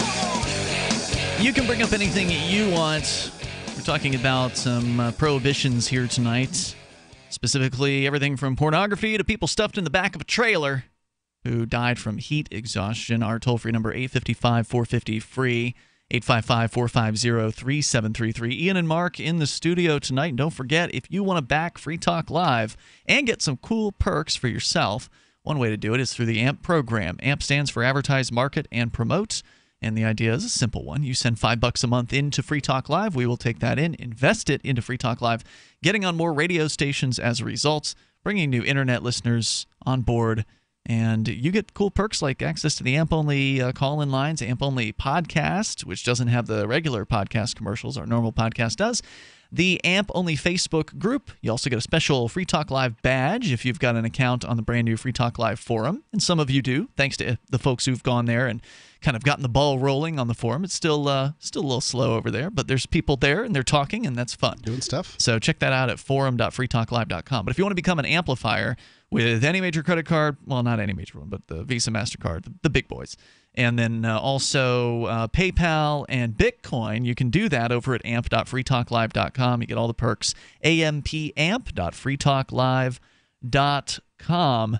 So I think we pretty much, covered what needs to be covered about this horrifying tractor trailer story where the driver, he says he didn't even know that there were human beings in the back of that truck. I believe him. And people died. And it's all as a result of prohibition. It's all as a result of prohibiting people from crossing borders peacefully. And it's tragic, and it's not the only time that we're going to see stories like this. And you know what? It's also not the only time it happens. Just because the police caught this is not the only time that some truck hasn't arrived at some destination with human beings in the back of it. And thing is, this truck stopped at a Walmart, and the driver heard something, and somebody else, from Walmart, happened to come out there as well. That's what got this situation sort of intervened in before their destination. If they had arrived at whatever warehouse the mob or whoever it is that's running this operation of the Coyotes moving people from one point to another, it's some organization of organized criminals. If they arrived at the warehouse with dead bodies back there, you better believe the mafia's not calling the police. Those people are going to be told, you go on about your way now. We're going to, we'll take care of this. Thank you for the money. We're going to take care of this. Adios. And that's going to be that. They're going to bury those bodies wherever they bury them, out in the desert, or give them to pigs, or whatever it is the mafia does with dead bodies. Besmirching the good name of pig farmers across America and the world. Never going to be reported anywhere. So that's really the question you have to ask yourself, is how many people on a yearly basis, because you only hear about these big stories when they happen to be interceded upon. So how many other victims of heat stroke or, overheating, dying, for not having enough water in the backs of these trailers, how many more are they? Are fed to pigs? We'll never know. How many more? I mean, you're making light of that, but how? We'll never know. Yeah, I mean, how many more are there who they told their family, they somehow in touch with their family from Mexico or wherever, hey, I'm coming up this weekend. I should be there by Tuesday. It's a deadly trip, I'm sure. And they never are heard from again. We don't know the answer to that question, but you better believe that these 70 people in the back of this truck are but a fraction of the total number of people who are smuggled just an indication. Over the border and throughout the United States on a yearly basis. And the real question is, how many of those people who are smuggled end up dead?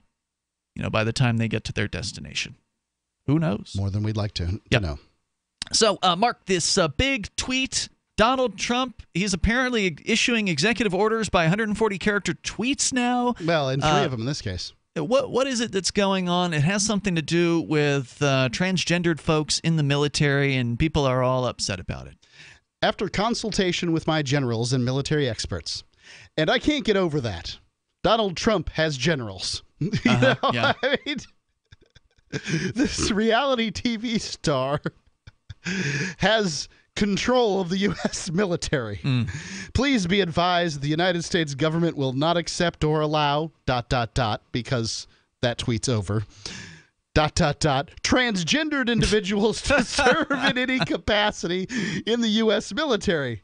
All right. Our military must be focused on decisive and overwhelming ...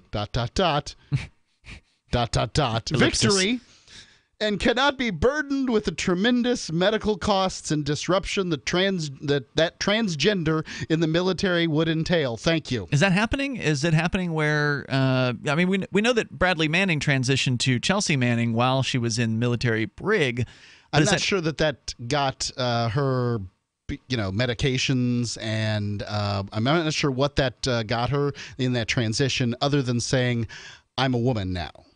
Right? I thought they had agreed that they had to pay for something during that. I can't speak one way or the other to it. Yeah, I don't remember. But I would be surprised if too much happened.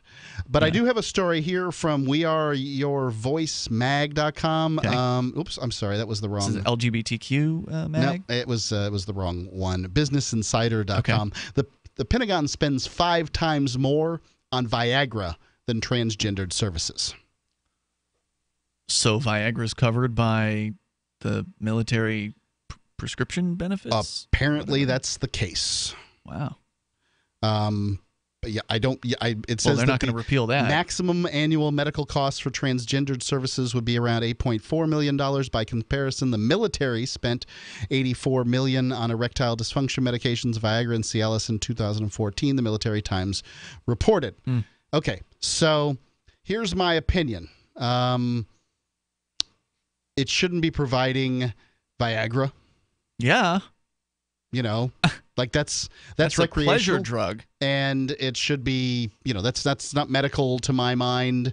Good luck convincing all the horn dog generals or whatever to take that one off the radar. I'm not saying your insurance shouldn't cover it, but the military shouldn't be covering it for active duty. If that's something you want, then frankly, it should not be prescription. We should be able to make this the sort of thing that somebody can buy, whatever. But no, that's not the sort of thing that the military should be providing. Mm-hmm. I'm also going to go down on record as saying, no, I don't think that gender reassignment surgery is something that the military should be providing either.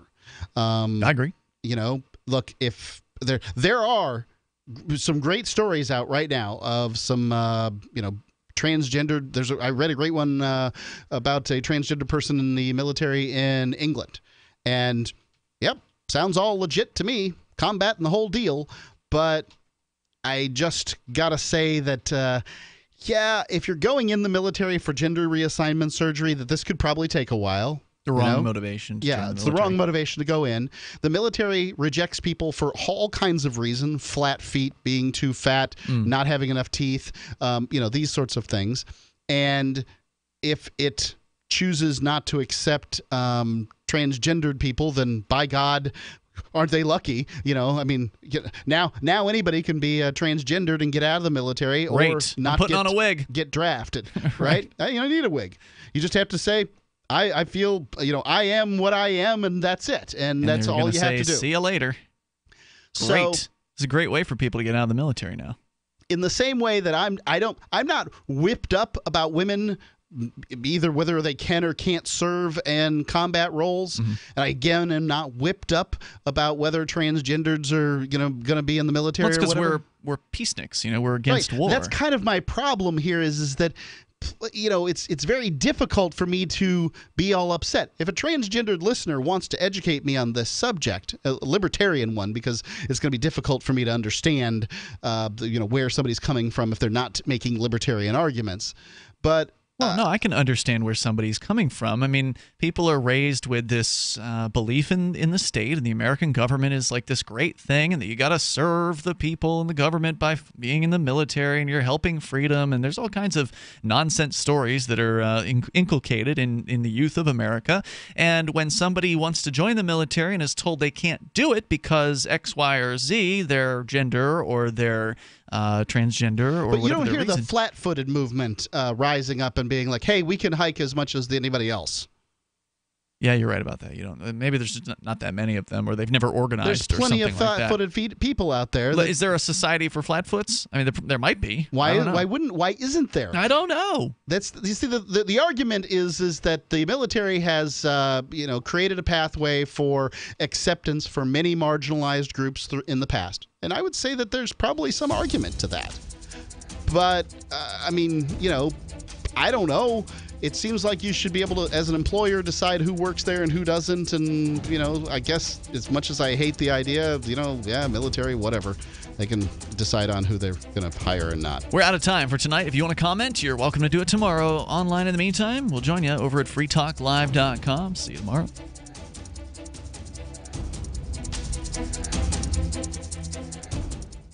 Since time began, tyrants have taken aim at personal liberties. Now there's a movie that aims back. The government has no more right to tell us what to put in our bodies than they have to take our guns or tell us what books we can read. 6 drug police were eaten by bears while raiding a marijuana farm. On your knees, you dirty hippies! Jesus. On your knees! What's the problem, officer? Today, many cops who enforce pot laws do so only because it provides them with cushy jobs, good benefits, and a chance to push people around. I was an undercover narcotics officer. The drug war is nothing but a farce. The Second Amendment says you gotta keep you and your gat intact. Guns and Weed, The Road to Freedom. A film by Michael W. Dean and Nima Vadadi. DVD available now at gunsandweed.com or on Amazon. That's gunsandweed.com. Makes the perfect gift. Remember, that's gunsandweed.com. Are you tired of governments murdering people around the world? Stop using their money. There is an alternative. Bitcoin is a stateless, free market, non-political currency. Bitcoin cannot be inflated or controlled by any government. By using their money, you are helping the state. Stop doing it. You have an incredible alternative available now. Learn it, use it, spread it. Get started with Bitcoin at bitcoin.com. That's bitcoin.com. Here's a chance to do a little activism while you're cruising Facebook, Twitter, or Google+. Between the LOL cats, the recipes, the hot girls, and the inspirational sunrise memes, Free Talk Live's posts pass by your newsfeed. Like them, comment. It gives us more exposure. If you don't see our posts, click like at facebook.freetalklive.com and then hover over it to click Get Notifications. It's an easy way to spread the ideas of liberty a bit further. I know you're busy, but you can spare that 1/10 of a calorie it takes to click on something. Facebook.freetalklive.com. The latest episode of Declare Your Independence is next, after the news, here on the Liberty Radio Network, LRN.FM. From Keene in the Shire, the Liberty Media capital of the world, this is Daryl W. Perry, host of FPP Radio News for Wednesday, July 26th, 2017. Silver is trading at $16.44 per ounce. Gold is valued at $1,248 per ounce. Bitcoin is trading at 3.8 cents, and the average price of Bitcoin is $2,554.